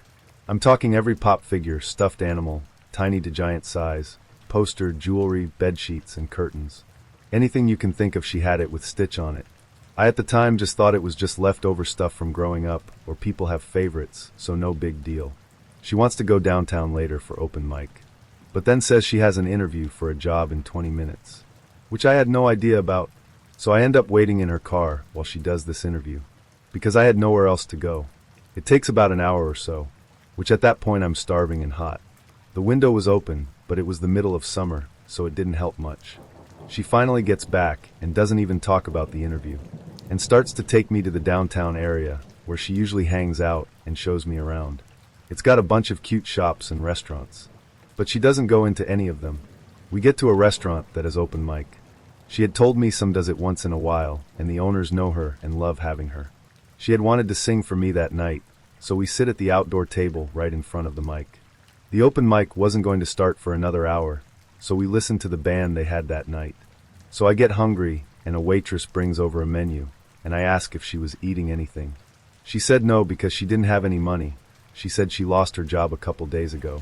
I thought that was odd, but she didn't explain further. So I ordered something we could share, and she ended up eating like 90% of it. Then open mic started, and she didn't want to go up. Said she had to warm up to getting up there. So we listened to about 8 other people go before her. Some of them actually sounded amazing, so I didn't mind too much. She finally goes up there and starts singing, and her voice isn't bad at all. But she picked out very specific songs to sing, like Katy Perry's I Kissed a Girl and Teenage Dream, and other songs by a couple of other artists pointing to love and lesbians. Now, she told me beforehand that when she picks songs, they mean how she's feeling and what emotions she has at that time. Now, I get being smitten and all, but a lot of it was like she had fallen in love in such a way she became obsessive. About halfway through her time on mic, my boyfriend had arrived and sat at the table next to ours since ours had only 2 seats, even though she knew he was coming. During her whole performance, she was starting into my eyes, which at first was kinda cute, but after a while it seemed creepy, like she wouldn't look away. And when my boyfriend got there, her tone sort of changed, and she would stare daggers at him. Honestly, if looks could kill, she's kill him. After she finished, she sat back down, but was more cold and harsh. I tried talking to her like we had been before, and he was short with her answers, and whenever my boyfriend talked, she almost cringed or scowled every time. After a few awkward minutes, she decided she wanted to take a walk to show me another place she liked, which was a small park. My boyfriend just sort of followed along, but didn't want to offend her or anything, so he found a bench just to chill at. She takes me to this gazebo and starts talking normally again, about all her friends, then mentions like half of them are her exes, and won't stop talking about how they all still got along and went on trips to Disney together all the time. And every time I try talking about myself or friends, she always cut me off with something else she remembered. Then she started talking about depression and anxiety. And I have some anxiety, so we kind of talked about that, and I've had depression before, so it didn't bother me too much to talk about that stuff. But then she was telling me about all the ways she's hurt herself and all the times she's tried to kill herself. and that she had been committed at one point, which I try not to judge. But the way she talked about it was almost proud. And she mentioned her mom had a tracking app on her phone, since she still can't trust her. Then said that she just turns her phone off at times, which she showed me her phone was off right then. She then started talking about how attached she gets to people and how her emotions are so powerful, and how she could stop thinking about me and how much she just wanted to see me. I had been texting my boyfriend updates the whole time, which she thankfully didn't notice. I didn't feel like I was in any immediate danger then, but I didn't know if seeing and talking to her would escalate things. Then she starts talking about what she's into in the bedroom and how much pain she liked to cause because she's a sadist. And after she's done talking about all these things, she just sat there close to me. I could tell she wanted to kiss or have something like that happen. But I mentioned it was late and I had to work the next day and we had a long way home. So she walked me to her car. My boyfriend was waiting in our car about 20 meters away. And I was saying goodbye and nice to meet her and all that. And she lingered again, wanting a kiss or something passionate. But she gave in to just having an awkward side hug and went to get into her car. But not before glaring at my boyfriend. So I got in our car and we left. And I texted her that I had gotten home safe and hoped she did too. But I never got a response.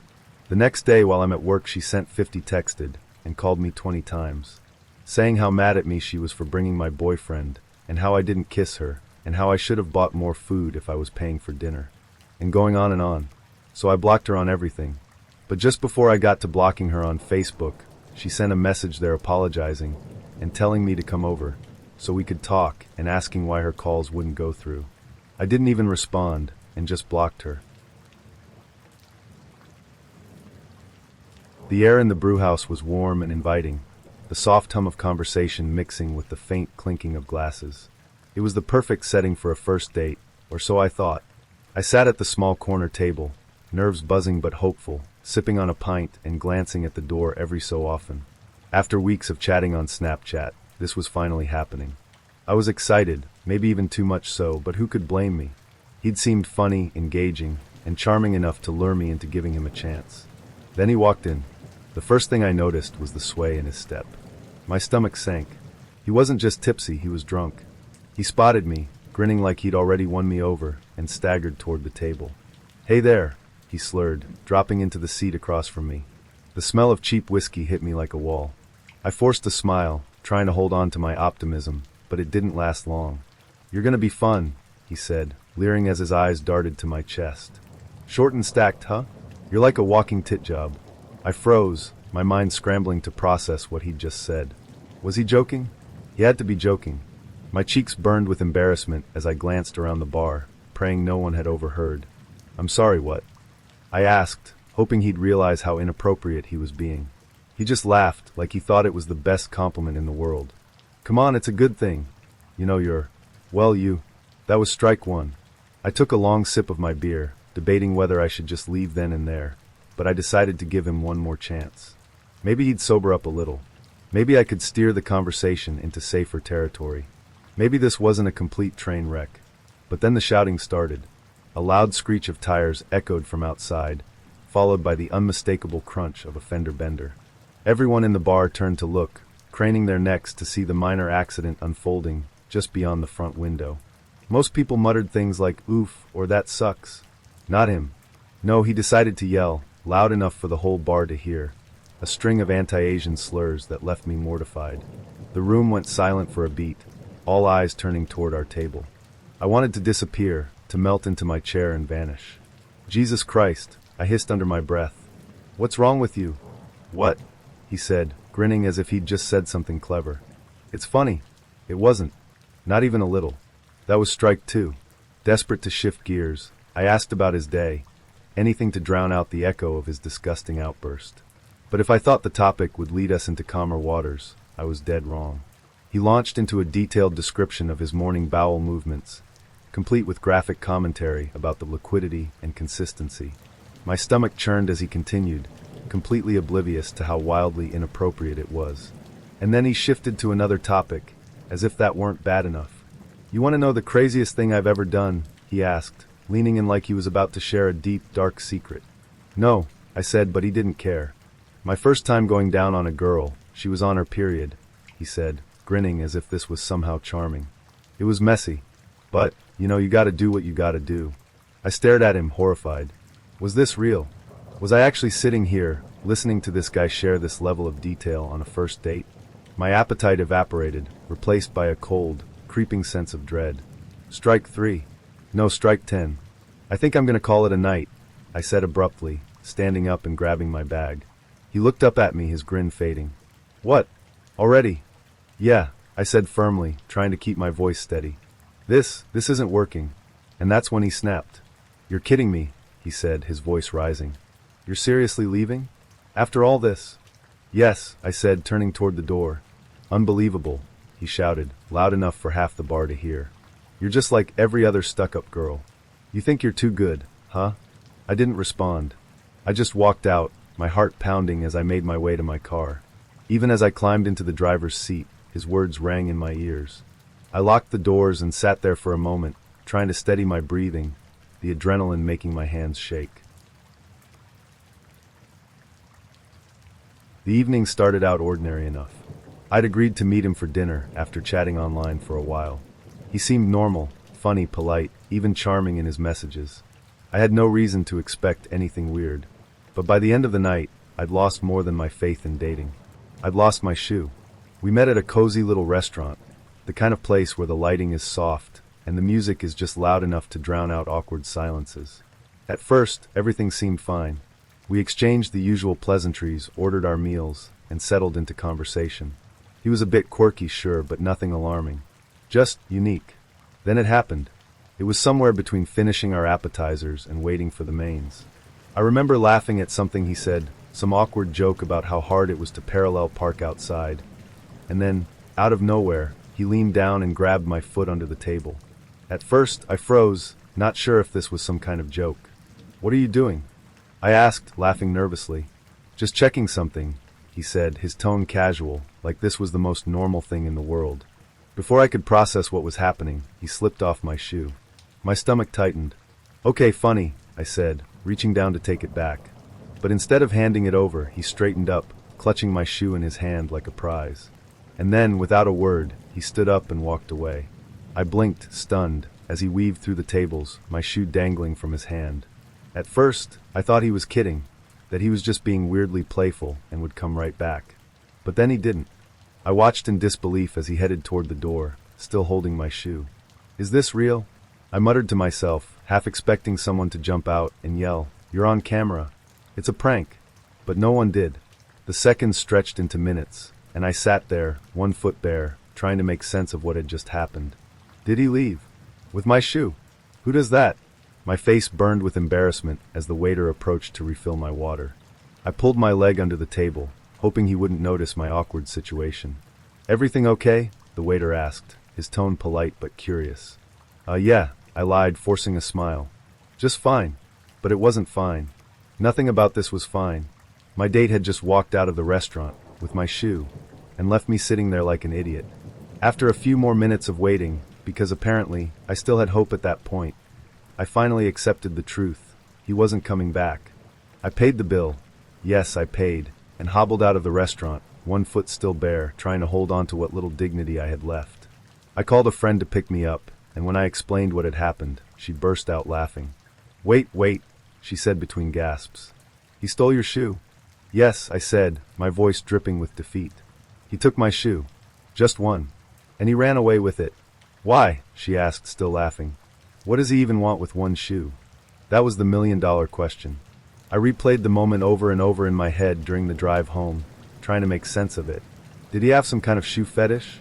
Was this a bizarre power move? Or was he just completely unhinged? None of it made sense, and the more I thought about it, the more unsettling it became. I never heard from him again. No text, no explanation, nothing. It was like he'd disappeared into the night with my shoe, leaving me with only questions and a weird story to tell. But even now, years later, the whole thing still sticks with me. There was something so eerie about the way he just took it. The way he didn't laugh or act like it was a joke. He just walked away. It wasn't just rude, it was unnerving. And the fact that I never got an explanation makes it even worse. I've had bad dates before, plenty in fact, but this one is burned into my memory as one of the strangest and most unsettling. It wasn't just a bad date. It was a weird date The kind of experience that leaves you questioning your instincts and wondering what kind of people are really out there.